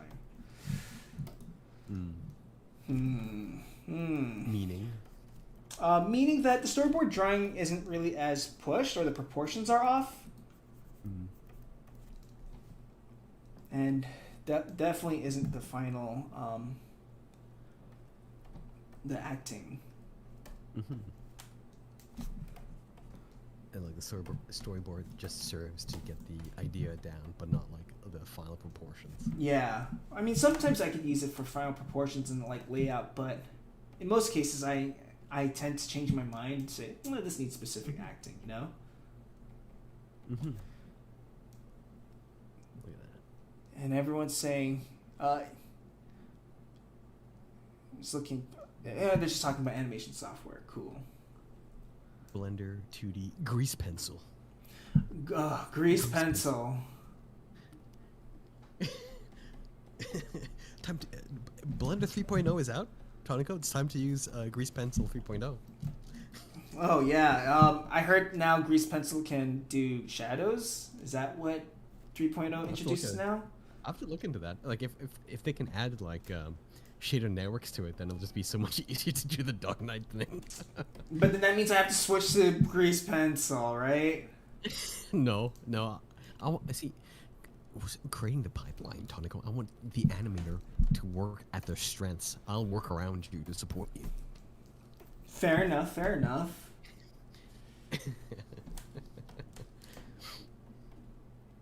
I love this emotion you have on this character. More like if I really wanted to go grotesque. There we go. Really pouty. Or I could do the whole Don Bluth pout. Don Bluth What's a pout. Don Bluth It's kind of like, you know. So there's the Don Bluth pout. But What's this? The tonico pout? my pout is more lipalicious. Like I'd actually draw lips. You know. Actually, there's like a running joke with my students because I tend to like. Every time I give feedback, I just draw like lipalicious lips on all their characters. So I'm just debating, should she? Yeah, she should grab the guitar from behind her. So I'm just gonna draw that pose. Maybe it'll last for 20 frames. And then just gonna draw the pose where I need to turn off those storyboards because they're distracting me. There we go. Now I have autonomy. Autonomy.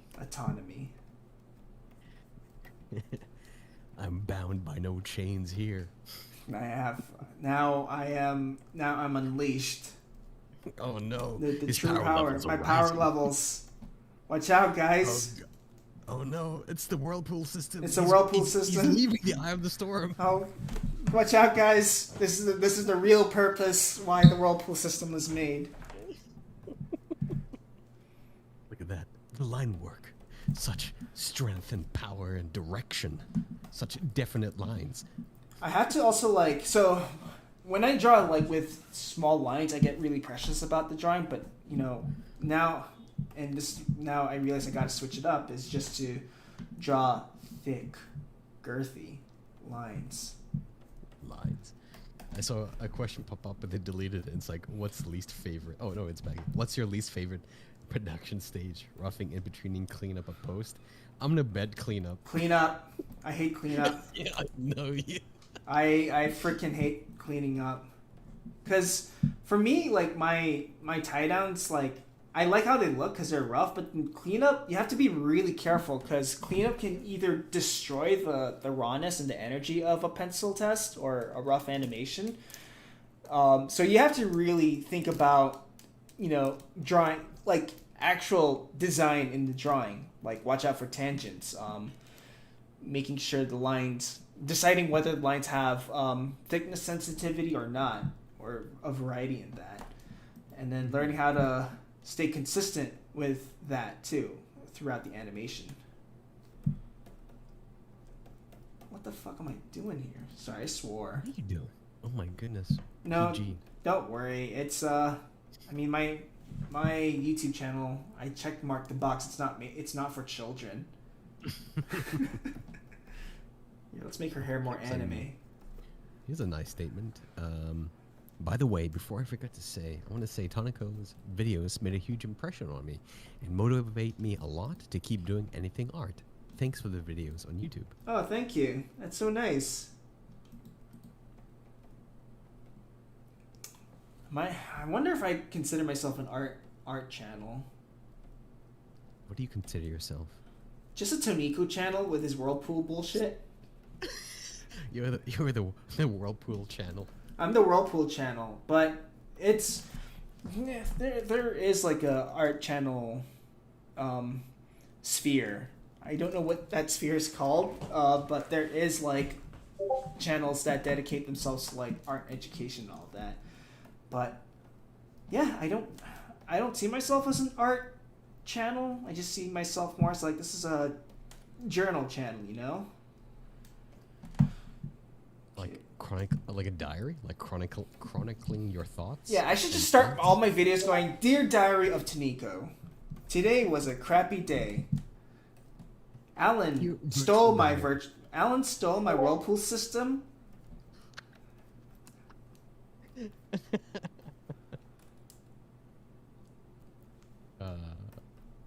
Asking here. Can you flip the animation horizontally in TV Paint? Yeah, there's a. I know.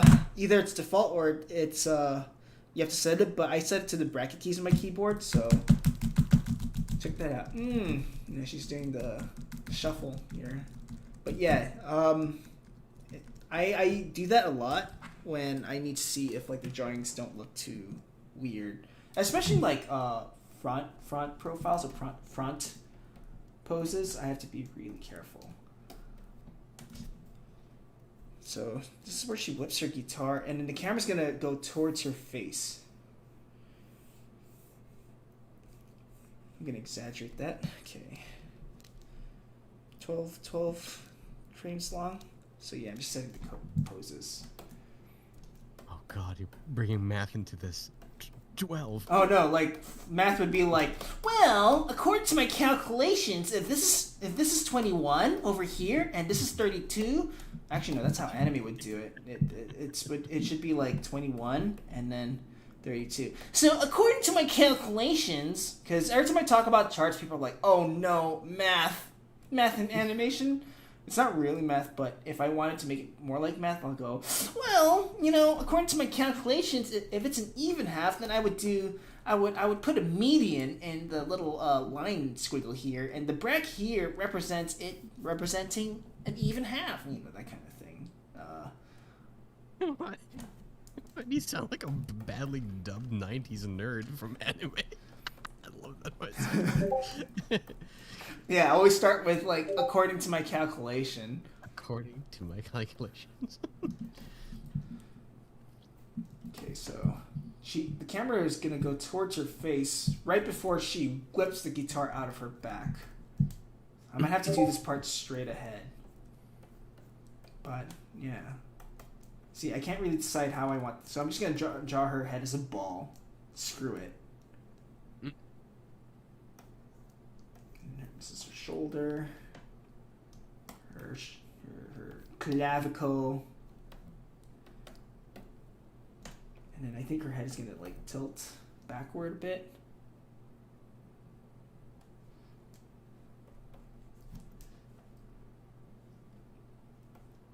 Yeah. Yeah, you got it. So I saw two statements saying it is not hard math and there are physics in animation. When I was talking to Rune about timing charts, there is a way where you can calculate super accurate timing charts that represent, something really speeding up or something decreasing in speed. And it's not just like mere even halves, but it's also like, it involves like multiplication. I can't remember how to do it, but animation can be really complex. Especially like I find it too. I haven't seen it done too much. It's starting to come back now, but like animation with tied to music as well, like with the beats per minute. Yeah, so it's fascinating. So there's a few sites that you can actually calculate the beats per minute into frames. I don't know the math for it, but I mean you can just type in like if you find gather the song that you have, find the beats per minute for it, and then there's like a website that says like convert your beats per minute into frames, and then you can say if it's 24 frames per second or whatnot, and it'll give you a number for a beat. It's super useful if you wanted like to try and figure out how to animate, like let's say a character dancing, bobbing up and down. So for this bit in animation where the vampire girl is like playing the guitar, I actually used a site where I got the beats per minute for the Nightwish song, and then I think it was like at 10.4 or something. That's some like weird number. So I had to justify it with like, okay, like one stroke is gonna be like, I don't know, like 9 frames. Another stroke will be 11 frames, just flipping back and forth, because how can you have a frame that's like 10.5, right? So, yeah. Other animators or more veteran animators usually depend on the metronome. Mm-hmm. The metronome.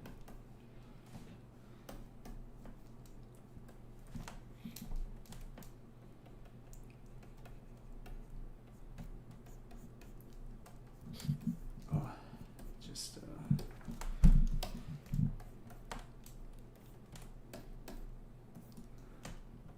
let's give her like a crazy. This character has no dialogue, right? Yeah, she has no dialogue. Just pure emotion. Yeah, because I did animate this character singing before, but for this one, it's just gonna be the vampire chick. Staring right into the camera. Actually, I should make her expression more like pissed off. You know, she's got tude. Dude. Oh, Dude. no. Look at that. The evil eye stare. It's like the nani expression. I don't know. My one. My wishing deru. So this part I'm definitely gonna have to do straight ahead because it's gonna be super organic and there's a lot of like animation where I can't really pose out the thing. I just have to. Or you know what I usually do is I draw the last pose and how I want it to end. So she has this like really cool dynamic pose by the end. So I'm gonna add that as like this is where I want the animation to sort of end. Oh, okay, it ends right there. Okay, cool. Keep that on hold. None. Noon. Okay, so. Oh, here's a question. Hi, Toniko. What's this? How do you avoid twinning in your animation? Oh, twinning. So if we're talking about like twinning, like let's say a character like having a pose where both parts of the animation either are like symmetrical to each other, I would break the symmetry of like the drawing, or I would also like offset one for the other. So if let's say I had a pose like, even though it's like asymmetry, right? Like this. If these arms move up at the same time, it will still feel like it's twinning because they're all synchronized and symmetrical in movement. But if you let's say this goes up first and then this is kind of like delaying, right? It's still kind of going up. It'll feel less like a twinning. So that's how I would really think about it. And someone who isn't familiar with animation terminologies, could you break down what it is? Twinning? What is twinning? Yeah. Twinning is kind of like, I'm just trying to find the right words for it. To me, the way I would just instantly describe it, if things just feel too symmetrical, or if, yeah, I think it's just like symmetrical to me. So if a character's like, you know, doing the I don't know pose and both arms are up, it's like both arms are kind of like symmetrical to each other. But there's also like the case of symmetry and twinning and animation where like if things move at the same time or at the same pace, it'll just feel like too synced and too mechanical.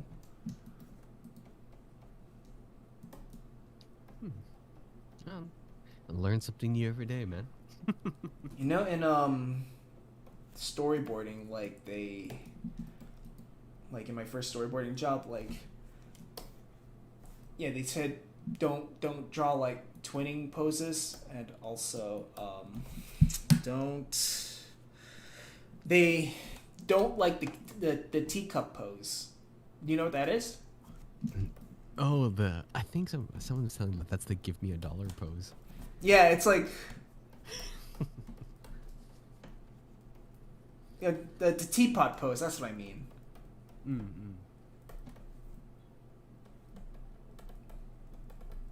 Yeah, give Yeah. me $1. Or Yeah. like a handout. Yeah, give me money. They give me money, boys. So wait, I'm thinking that she grabs it with her. Do you think she? This is a question I have for you. Do you think this looks fine, or do you think she should grab it with her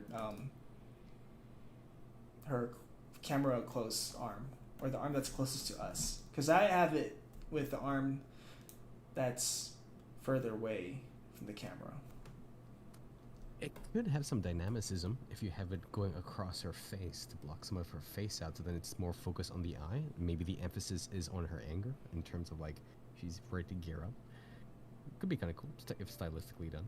Okay. Like you're trying to frame the eye. That's just how I'd see it though. But yeah, I'm just trying to act it out because even though like this might seem more natural,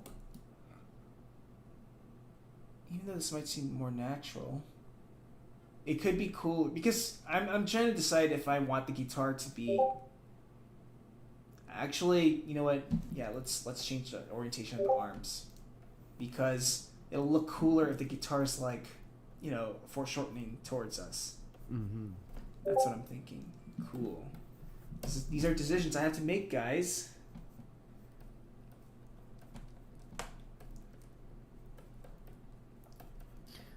Big brain decisions. Big brain decisions. All I'm thinking of when I'm looking at this stuff is like, all right, how many callouts for poses for the props here? How many do they have to be designed? Yeah, how build a team like this? How many callers do we have to do? Oh no, Tonico has some stripes here. That's gonna be tracking for the in-betweeners for the build in the rig. Oh god, I'm sorry, guys. This is the most diva thing that I can do. This hotshot Tonico coming in here, the studio, and breaking all the rules of like TV production. I don't think the build can do this. So my other computer, let me just lower the volume of my other computer or my laptop because that's the Discord sounds are coming from that. Oh yeah. You're distracting your audience. Okay, now I'm back. Distracting your audience with Discord sounds.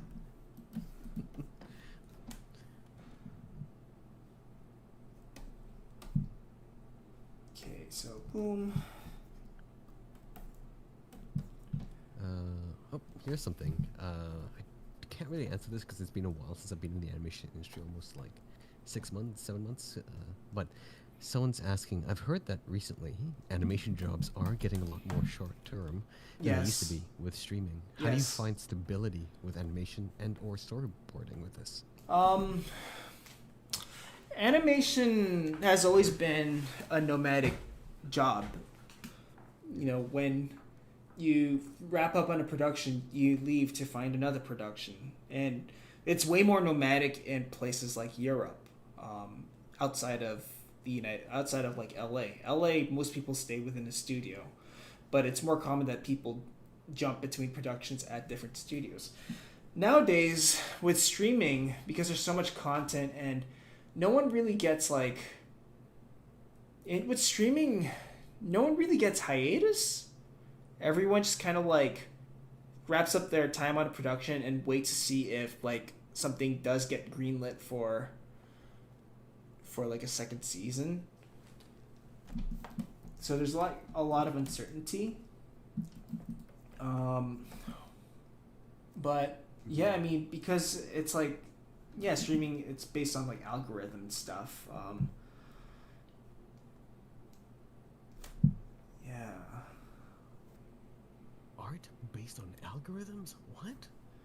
Yeah, like what shows are doing popular or doing well, or what is going to do well. Like sometimes they have like a weird algorithm system where they can kind of calculate if the show meets with the trends. And there's a lot of shows that had like really good promise, but they decided not to move forward with it during like development because it wasn't trendy enough, or it wouldn't do well with the current market. Yeah, I hate that. I mean, it's a business, so it's understandable. if the objective is to create content to see proceeds and profits, but in terms of the art form itself, to base it off algorithms. Yeah. Voices.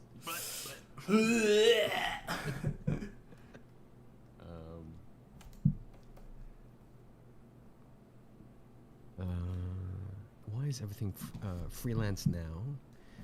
Does anyone in No, this it's not everything's has a freelance. stable job? Yeah. Yeah, I mean, It it's usually based on contracts. Like, you're going to be on for like 8 months or 5 months or whatever. Like, usually when I join a production, I'm usually told you're going to be here for at least this amount of time. When I was a full-time at Netflix, they would keep me around but loan me out to several different productions. Like, if they needed story artists, I'll be there. But sometimes it's, I don't know if it's not common or common, because usually they do keep me around. But it's more common that people move from studio to studio. Yeah, that was more common here in Canada because we're primarily, I hate saying this a lot, but we're just like a service country in a sense. There's rarely any IPs that come out in Vancouver, if any. So like we mainly get work from the States, and we just get contracted to do all of this stuff. The States. And so the contracts are like you mentioned, some of them can be as short as 3 months, some of them can be as long as, for me, the longest one for me was like 2 years. But after that, then once a project is done, that's essentially we have to start looking for more work. And so there's like a guarantee at least that you have a few months to start looking. Or if the internal company, if this like internal project is gearing up, then you'll have like a contract ready to jump onto that one. If not, then you might start finding other studios looking. Yeah, I'm always ready to like leave a certain studio because I know it's never going to be long term. Mm-hmm. It's hard. It's tricky because like for internationals though, I think if you are on a visa, if you're on a visa and people do like your work, they do tend to keep you around more because it's like, well, they did pay for your visa, they did sponsor your visa, and it does cost moolah to do. Not as expensive as some studios make it sound, because it is. I mean, to us, like a sponsorship can be expensive. It's about like 5,000 median for one person for an O1. But for studio money, that's nothing. Yet I've dealt with producers that make it such a big deal.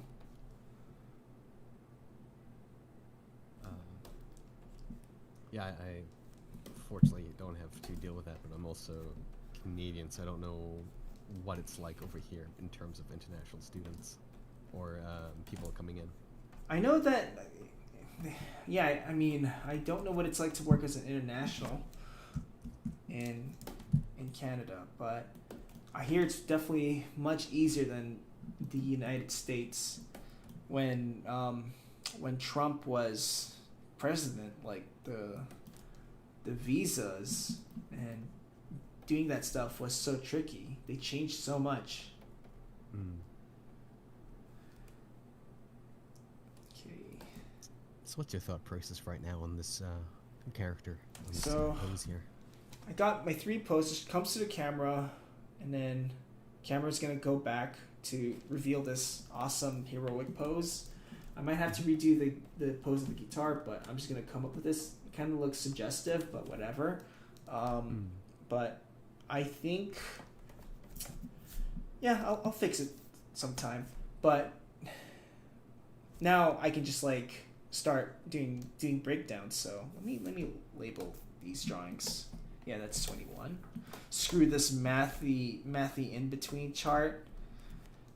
And then 53. So from here I can start like, do I want to add more keys and breakdowns? So for here, I'm just trying to think, like, should she just grab the guitar, or should she waddle back a bit? Like to gear up for the Maybe a little chart. bit of, or maybe like a little bit of anticipation before she grabs the guitar. So I'm just master debating to myself. Do I really hard right now? Do I want to I have her think dip? it'd be kind of cool if she like maybe grabbed it, hops back, and then charges. I think it's good that she stops here. I'm just like debating between this pose and then this pose. Mm. So 1 and 21, just so you can see it in the stream. But like,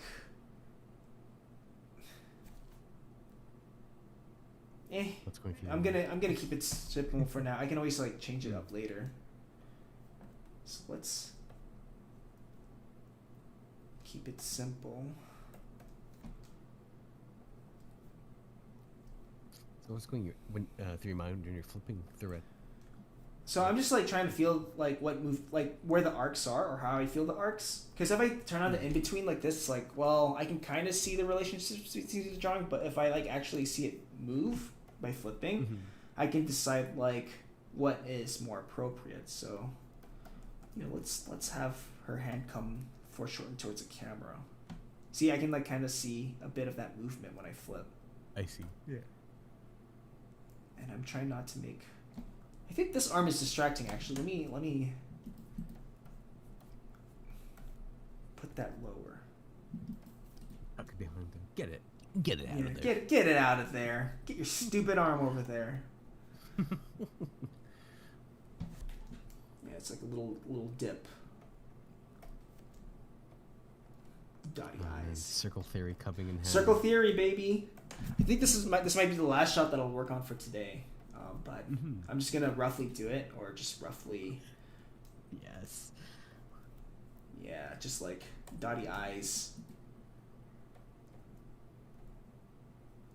So it's a good thing to know, like, it's fine to have these, like, sketchy drawings that are almost a proxy to, like, what the file is going to be, rather than going in with, like, full details, trying to animate each thing, because then that's, like, a road to burnout. Yeah, and also, like, it's different priority. That's the thing about, like, drawing for animation, too, where people wonder, like, how good you have to be at drawing. You have to have, like, good draftsmanship to be able to draw for animation, but the focus is different depending on the stage. So I'm in the rough animation stage.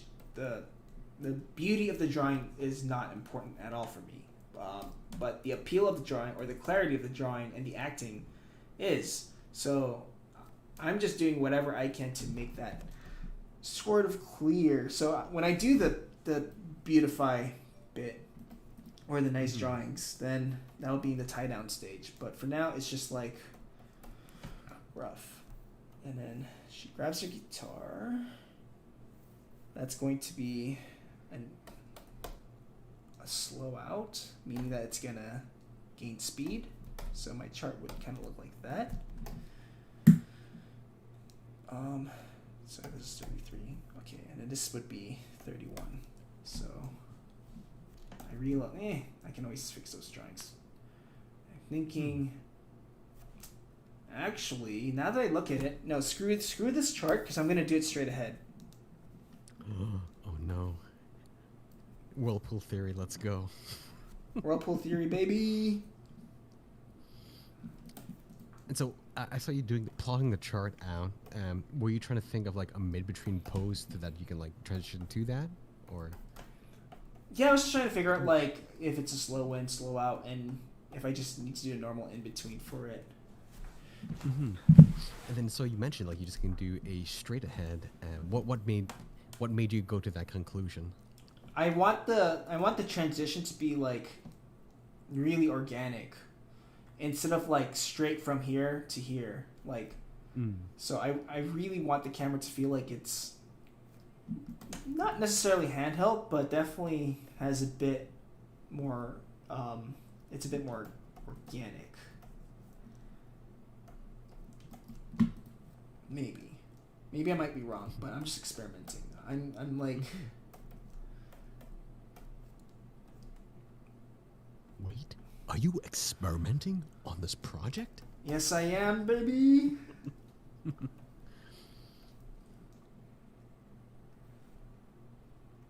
I am just experimenting.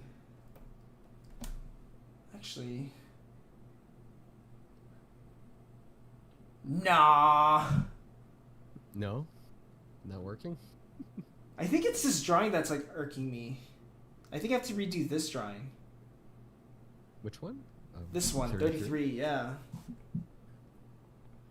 I don't think it's working for me anymore. Either I need to push it. Yeah, let me remove that. What happens if you have her head more tilted down, so she's like gonna like lean up or something? Like, I do like the head sort of tilted up, because when she goes down, that's when she's gonna tilt it down. So it creates like a whiplash. That's what I'm thinking. My secret techniques. Whiplash technique. This arm needs to be more towards the center rather than like all the way at the side of the silhouette. Just because I say so. And this could be a bit more profile, so her eye feels more like the main focus. That's what I'm thinking of. But again, I can always fix these during tie down. Fuck it. Just get that motion in, Tonico. Just get it in. Just get it. And then I think this part will just be straight ahead, so...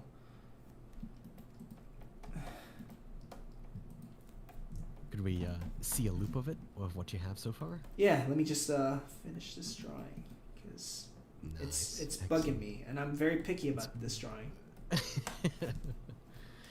And she needs to have a bit more eyeliner, like a goth chick. I thought she was punk. They have eyelashes too, or eyeliners. Yeah, if you set up rules for this world, you gotta follow the lore, man. Come on, I'm your lore master.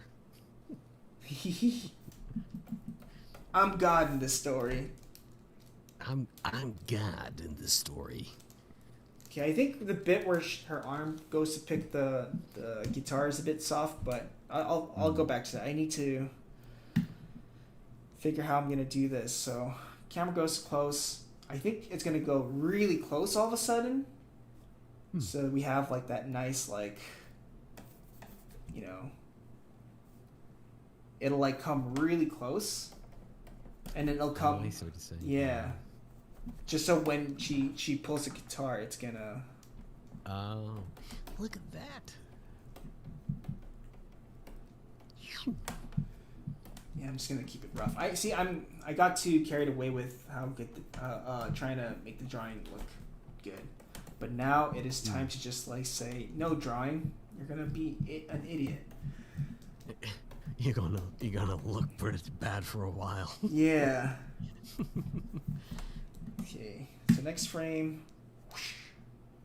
Actually, no, the arm should be still there. And then that's when she dips down. And it's almost like a kind of like a, would you call this like a swipe to the next scene, or? Kind of. It's kind of like what I did with the earlier shot with the vampire girl, where you know, she comes really close to the camera, like this, you know, that kind of movement. I see what you're saying. Yeah. So that's what I'm gonna try and go for, but this one's way more close. Maybe too close. Here, I'm just gonna turn that down a bit. Delete that. And then just have this sort of dipping down while this starts to swipe. That one, the close-up frame of the wolf guitarist kind of has like a old Gundam vibe to it. Oh, I love that. Yeah, it does. Like, I don't know, like the hair, the eye, maybe the shape. But it's like yeah, it's like the 70s Gundam, right? Yeah, exactly. I'm getting old school Gundam vibes. I actually like the 70s Gundam look, like the really old, the one with like Amuro Ray and stuff like that. Yeah. Did you see Char's counterattack?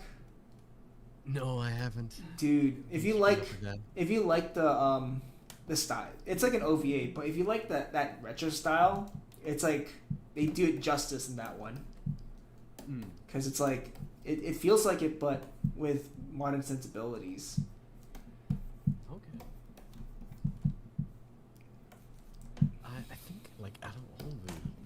Gundams, okay. So you know how I talked about like I like the mundane and kind of like the non-heroic stuff.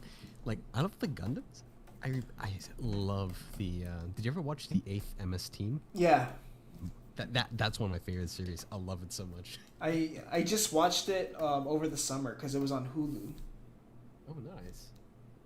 It's just such a different take. It was so fascinating. I loved it. I know it takes place. It takes place during, like in the storyline, like during Mobile Suit Gundam.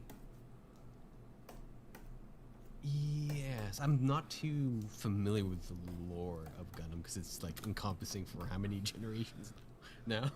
Yeah, there's like, I mean, there's like different timelines for Gundam, and the one that we're talking about takes place in one called the Universal Century. So that's like the OG Gundam. Okay, interesting. Whereas like there's a lot of Gundams that don't take place in that.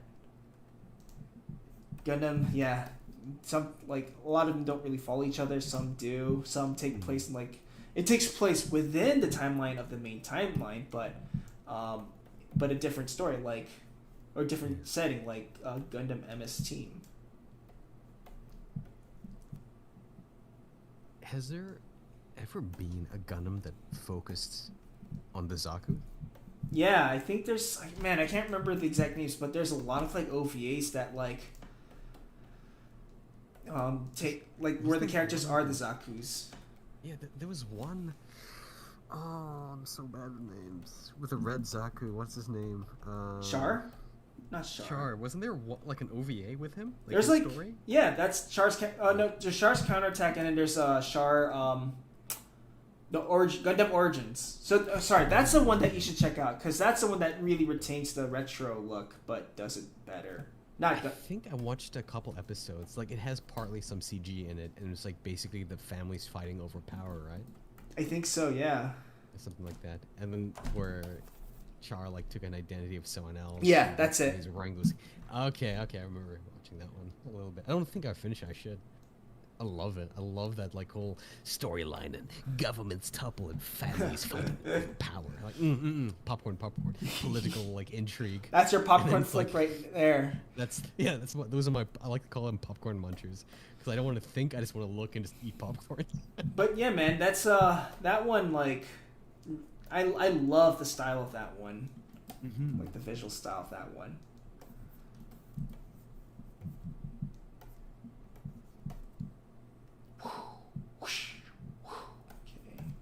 Some brought up something interesting here. Look, they said like, need to start animating with less reliance on onion skin to showcase the flow of mind. So, is there any differences you find, Tonko, with using onion skin or just flipping back and forth? So I know in my earlier videos, like the stuff that I made back in 2015, I might have said an onion skin was a bad habit, but I should have worded it in a way that like. Onion skinning is a bad habit if you only depend on it. Because if you're a beginning animator and you don't really, if you can't really like think about drawing and spacing and you just look at onion skin to draw in between the lines, like if I saw this, like where do I even start? But with flipping, like you can actually kind of feel the motion of things more so than just like filling in between the lines. Now, sometimes I turn both of them on simultaneously just so I can like see like the spacing, but I usually just flip. I only turn on the onion skin when the drawings are so close to each other, like between this drawing and this drawing. Sorry, so between 21 and 1. So I would only onion skin something like this because they're so close to each other. But if it's like super dynamic, then I would just flip more.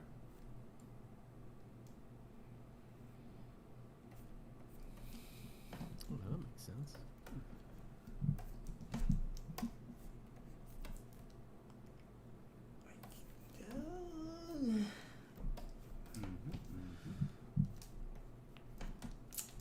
I'm just animating from imagination here, so I'm kind of freaking out. I wish I had reference. Like, it's such a specific shot that I might have to like play around with action figures to get a sense of this, but right now I'm just gonna play with imagination. So Play with your imagination. So from here, actually, okay, so here's another thing that I want to point out. So notice how this drawing and in this drawing, they're kind of almost very similar in elevation. So, and we only have one drawing that's all the way down here. So what's going to happen, so if I just like play that bit, so it's going to feel very like spastic. And I want one drawing to read over the other. So I do like this down pose. So maybe I'll move this a bit lower so we can actually feel that drawing a bit, you know? Mm. And then what I can you mean by feel? You just want to emphasize that like down movement. Yeah, because like it's so easy to get missed out, or the feeling of it. And then over here, it's just going to be me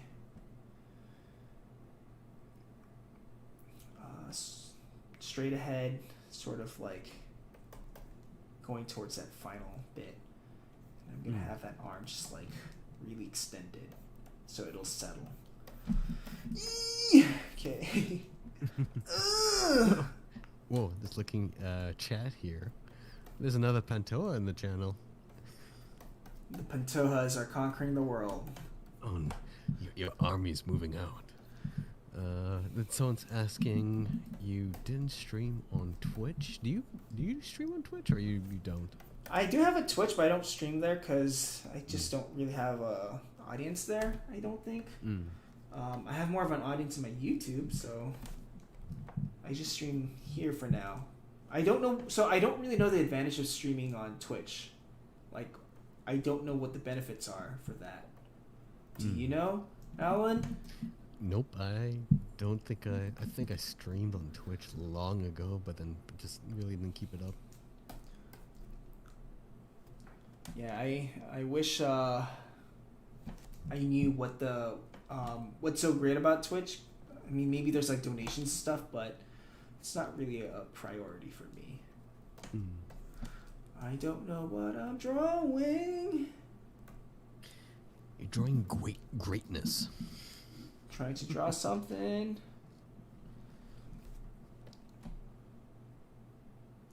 So this is like a sequence of her standing on her own, about to confront the vampire, right? Yeah, and then it's gonna. So the last 3 shots is the vampire like teleporting right behind her, and I don't even know how I'm gonna animate this, but the camera's rotating while they're rotating. It's I am gonna commit suicide doing this because it's a lot of like spinning and like characters doing stare downs, and it ends with them like about to hit each other with their guitars, and then they they kind of deflect. What? Oh, you mean like 2 characters rotating in space? Yeah, like the camera's rotating around them. I mean, camera's rotating around them. Hey. They're back. They're back to back. Oh yeah, I mean maybe you can create layouts for that.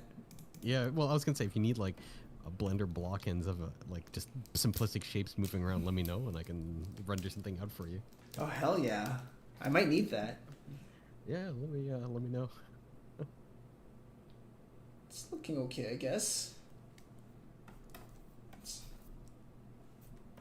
And it's just gonna slow into this pose, so I think I'm just gonna do one more drawing of this pose, and then I'm gonna go back and revisit the other earlier drawings. And then this arm is still doing the circle theory of motion. You know, I'm gonna just, for the rest of this video, I'm just gonna use made-up terms to describe arcs. And We've been using made-up terms since the start of the stream. I should have, yeah. No, we have, I think. Oh, we have? But I haven't really been using it. Okay, so right now I'm using the full body circle theory of motion right now. So, and I'm animating in double time style right now. Yes, the double time style, most popularly seen in traditional animation. Real animation. Not Flash animation. Real animation. I swear to God, Alan, someone's gonna look at this and take this super seriously. I hope they take the whirlpool system and create like textbooks on it. Oh, they'll have to pay me because they need to be officially licensed by me. They're gonna call it something else. This is the tidal wave animation theory. The tidal wave, the typhoon, Vortex. typhoon. Water vortex system. Oh, here's another lesson or little note that I want to share. Okay, so usually when you're dealing with perspective or characters coming into see, Matthew Coase asks, so you're saying Flash is not real? No, it's a joke. Back in the Newgrounds days, like there was a difference between like people who animate in Flash and people who animate outside.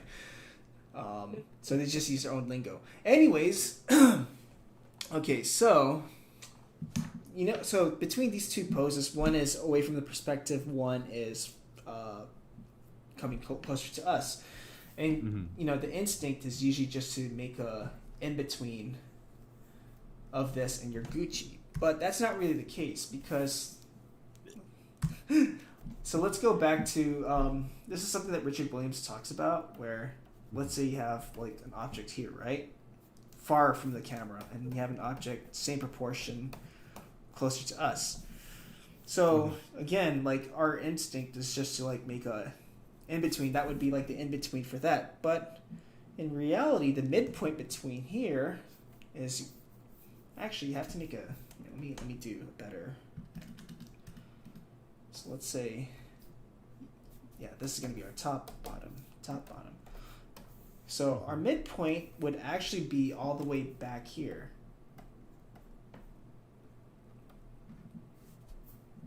Around there. Yeah. You know how like in driving, people say like, you gotta pull the brakes before you're too late.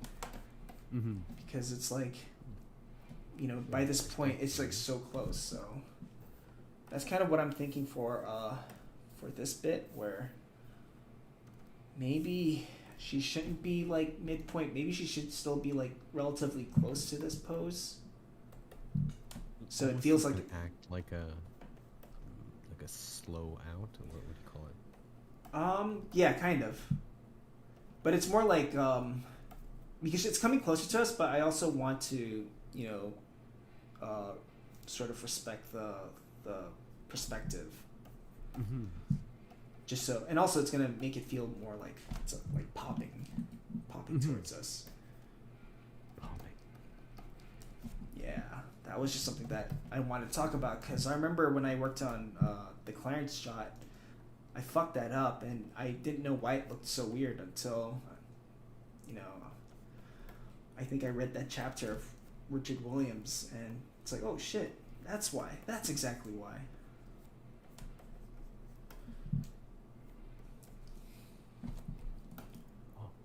Someone from Manila waking up.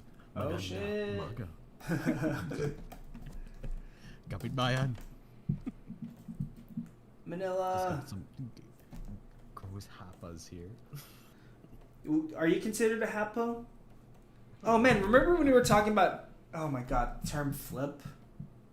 Oh, yeah, let's not bring that up. Yeah, it's because I mean it's like even back home like people would just like throw that word around, but when you learn like where that word actually comes from, you're just like, okay, let's not use it. It's derogatory.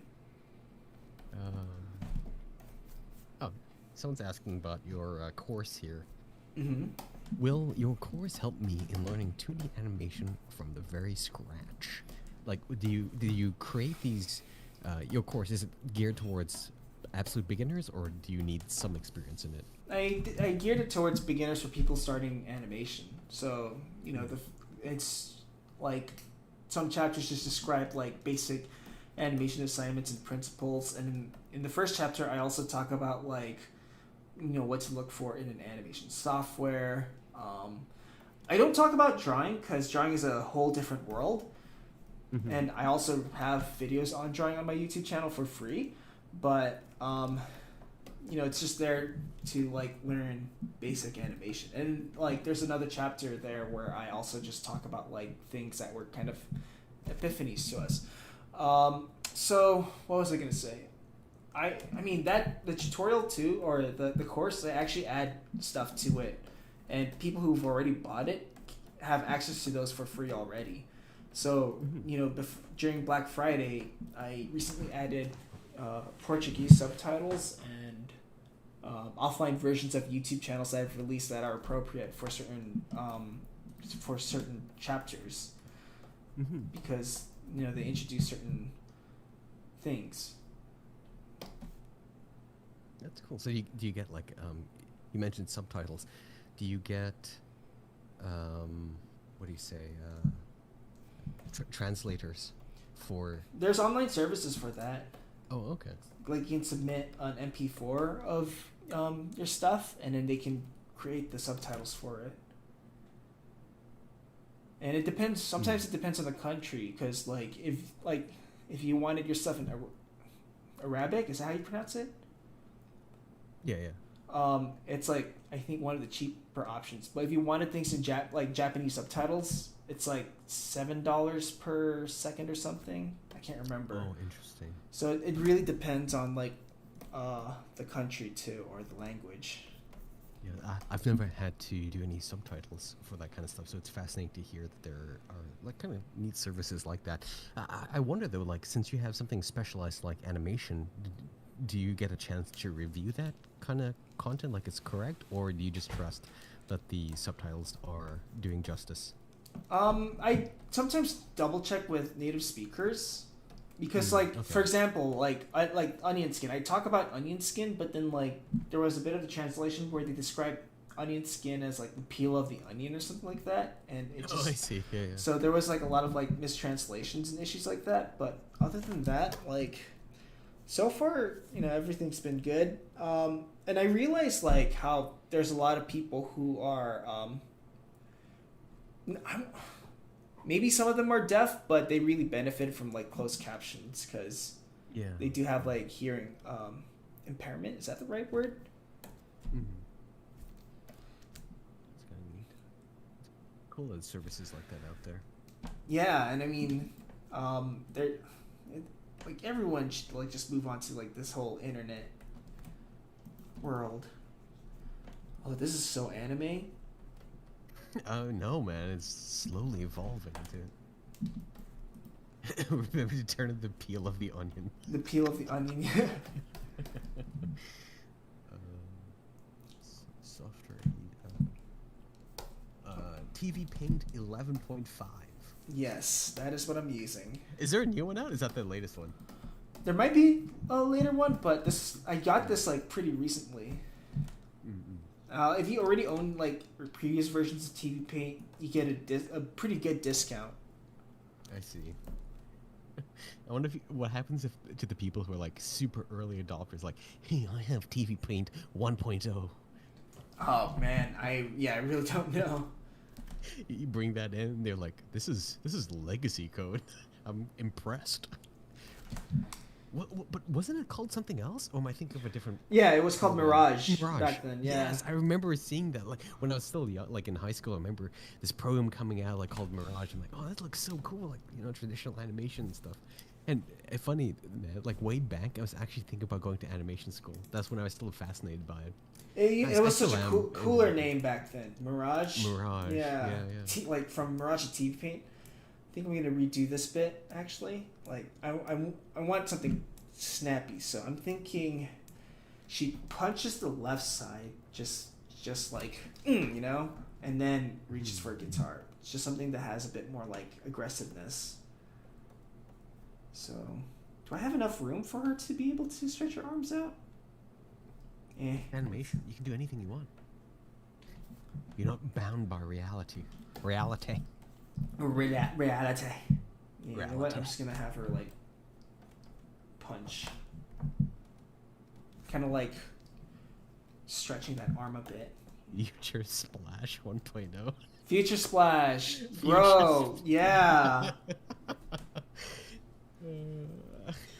Old school. Old school. Actually, when I was doing the demo for Adobe Max, one of the people in the conference meetings was a developer for Flash, and since back when it was called Future Splash, so it's crazy. What happened to the names? I like the names way back then. They're just becoming boring now. I like, Future Splash, Mirage, but now it's like kind of associated like this is Toon Boom. I'm like, no, Boom. Future Splash. Mirage, Aurora, yeah. Oh, it was first called TV Paint, or then Mirage. Oh wow, going back. Huh. Yeah, I think in the Amiga days, because I think like TV Paint existed back when like people were using Amiga. Wow, this is exactly how I draw for storyboards. Are you just storyboarding now? What's going on? Well, I treat my shorthands like storyboards. So. Oh, what do you mean? Are you a storyboarder or an animator? You can't be both. I don't know anymore. Identity crisis. I don't know who I am. Okay, so she's gonna kind of overshoot a bit, just to give more weight. See, I'm leading the action with her head, and then this arm is gonna sort of drag. She's pulling something off screen. Yeah. Give me my weapon. Time to do a sick solo. Oh, dude, I just want to animate a character really playing the guitar, like actually hitting notes. I just have characters like strumming the guitar, and guitarists have called me out on that. Like, did you know that if you like move the fingers down, it makes the pitch hot? I'm like, yeah, I used to play the violin when I was a kid, so I did know that. There are vibrations emanating from the wooden box, Tonico. Have you considered that? There's like a technique that you gotta utilize.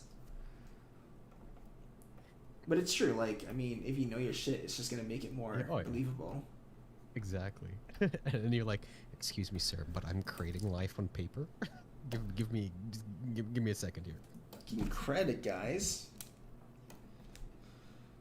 Yeah, see, feels a bit more energetic and aggressive, just with those. But I can totally relate to those guitarists, because sometimes I'll see designs, and my machine's brain clicks in like, excuse me, but you need to add chamfers and bevels here because it's a sharp edge. Sometimes like you need to add the supporting struts. Sometimes I'll see I'll see like storyboard artists and animators like look at UOC and have a character pull off an armbar on another character, and I'm just like, that armbar is the worst looking thing. Or, no, that knee's not supposed to go there. Like, I get really, like, nitpicky about that.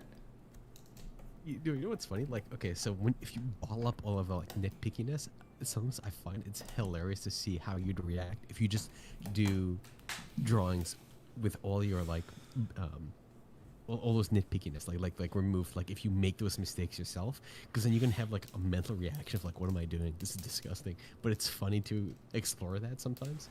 So like note what is creating those like gut reactions, like, oh, I don't like that, and then just keep doing that to yourself and see where you can go.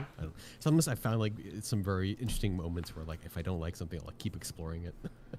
I mean, yeah, it's like I know I get really mad if I don't, or not mad, but like insane if something doesn't feel right to me. I think like, usually before I animate, I usually do thumbnails like these because I just don't know how to do it yet, or I don't have an idea of it, so I had to, like, draw out different experimentations for it, like these. Yeah, like, this stuff's really, really helpful to show people, too. Like, there's a lot of planning before you actually get towards it, because it's hard to, come up with that kind of stuff. Like, this stuff you probably will, like, I'm sure you'll never kind of, like, show these kind of sketches. You'll probably just show the more, like, finished product or like some key poses, right? Yeah, I always like, I mean, I usually keep all my thumbnails like because it's thought process. It's like there's many ways to show anger or someone happy, but then what are some of those detailed nuances? Are they tired? Are they coy? Are they cocky? Are they high or chill? And it's like all these different drawing nuances will affect that. So I have to thumbnail to get really really specific drawings for that. But I think because like I use a thumbnail a lot. Like now I can mentally visualize what I want and change things on the fly and say, I don't want that. Okay, let's try this. And that stuff I can easily do without going like, I don't know what's wrong with it. But even though like I do have that, it's like I'll always like find ways to explore that because when I drew this like this arm like sort of like punching out the screen, I kind of already had an idea that she was gonna do that before I drew it. Like, okay, what if I have her punch out the screen and then that? So yeah, that makes sense. Maybe, and I'm like, okay, maybe there are ways to fix that drawing, but for now, I think I'll do one more drawing, and then I think that'll be it, and then we can preview some of those animations. Yeah. Preview. Yeah, turn on onion skin if I need to. Just at the tips. Just the tips. Professional tips. Peel those layers. Peel those onions. Every time we turn it on, it's like, hey guys, let's gotta peel these layers. Hang on. Yeah, and there's an iPad app called Kakani, which is another animation app on the not the Kakani, sorry, a Calipeg, and it's for the iPad. I need to try it out. It feels like pretty advanced, like a pretty advanced animation tool on the iPad, but maybe it's too feature rich, Like with the I think I see what you're saying. It's like with the iPad, I tend to treat it like a sketchbook, and the problem I have with like Procreate and iPad apps that are trying to be like hip and all is you have to pull off like finger guns on them because it's like finger gymnastics. Yeah, finger gymnastics, like to blend layers together, to merge them, you have to do a really specific finger combination for those. To access this menu, you have to do this with your fingers. I'm just like, God damn it.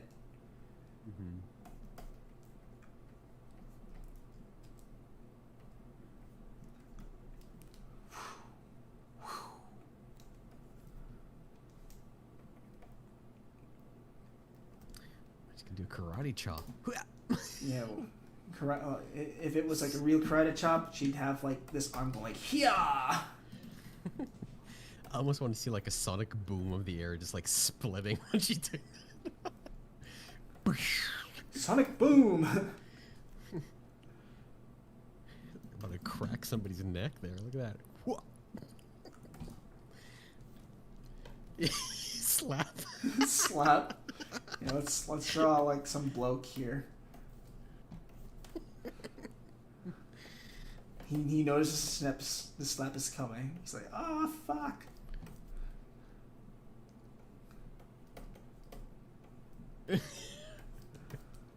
Boom. That's his teeth. His like really. Oh, poor fella.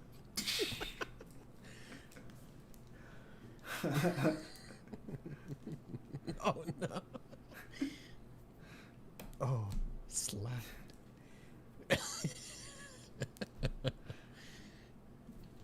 Yeah, I'm gonna keep it there for now. Okay, yeah, just a few more drawings and I think I'll call it. Because it is getting really dark here for a minute. Yeah, it's only 5.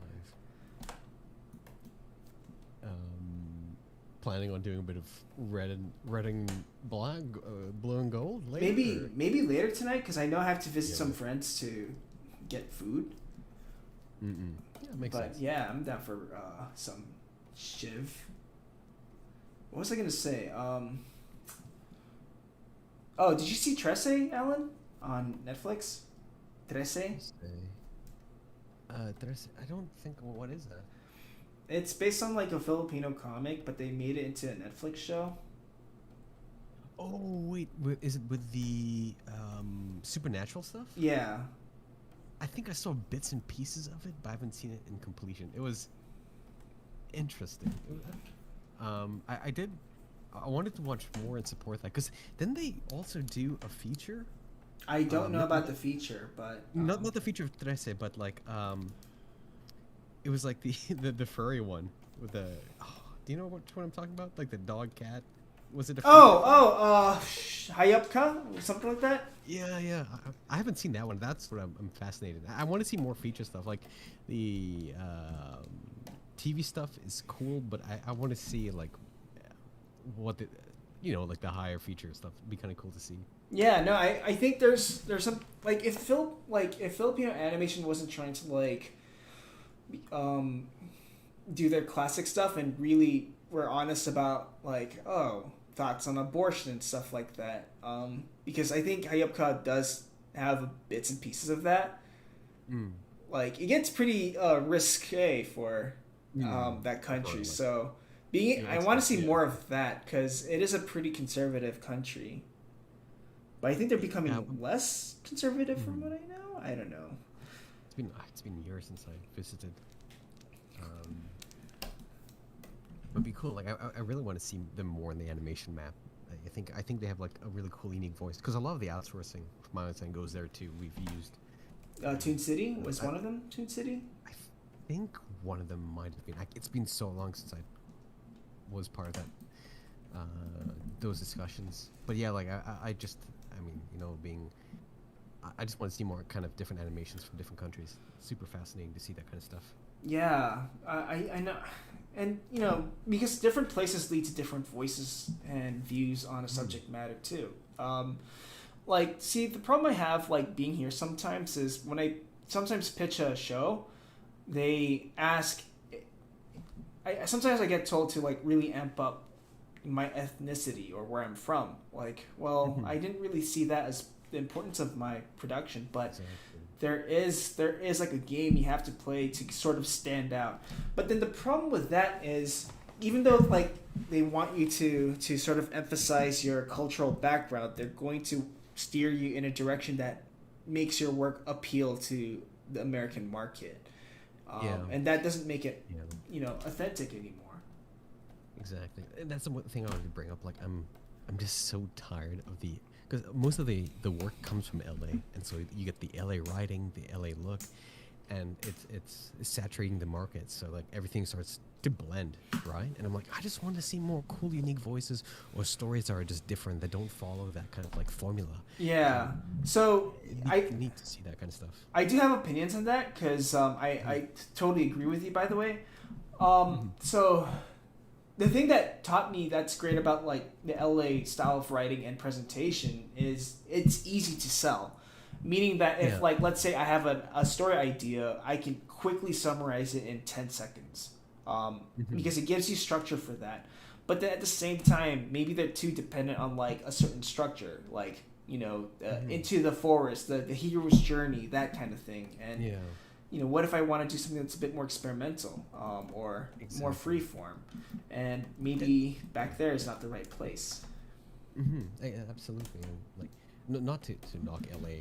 Yeah. How they tell stories, but it's like it's just the voice that you keep hearing all the time, so it just becomes saturated. And that's like when I start watching a show, I kind of like know it's an LA style and know what's gonna happen and like where the gag's gonna go. Dude, it's like, oh man. There's a show on HBO Max that I saw recently called YOLO Crystal Tower.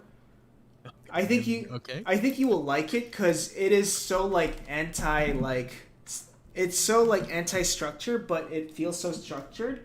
It was so refreshing to watch because. Oh wait, I think I saw you have a story on this for the selfie. Dude, I actually really enjoyed it. It's only like 8 episodes long of 11 minutes each, and it's got like that Australian sense of humor, which is like kind of dry, but at the same time not. Looking at this, it kind of reminds me Are these the people who did like Super Jail, or is it? Am I just like drawing parallels? Maybe parallels because I don't think I think this one was made by like a Australian actor or YouTuber. Okay. Okay, because it kind of looks like maybe it's just that specific look that like like the I don't know. I like to call it the punk look in a sense. It's just the drawings or the look of it. Yeah, the adult animation, Adult Swim, like this is adult animation. Yeah, fuck, piss. Yeah, exactly. I think I'll wrap it up here. Let me see what we have so far. Let me save. I'm wondering, TV Paint, is there a way to play only a few of these? Let's see. Ah, damn it! I have to play the whole thing. I'll play the sound. 3, 2, 1.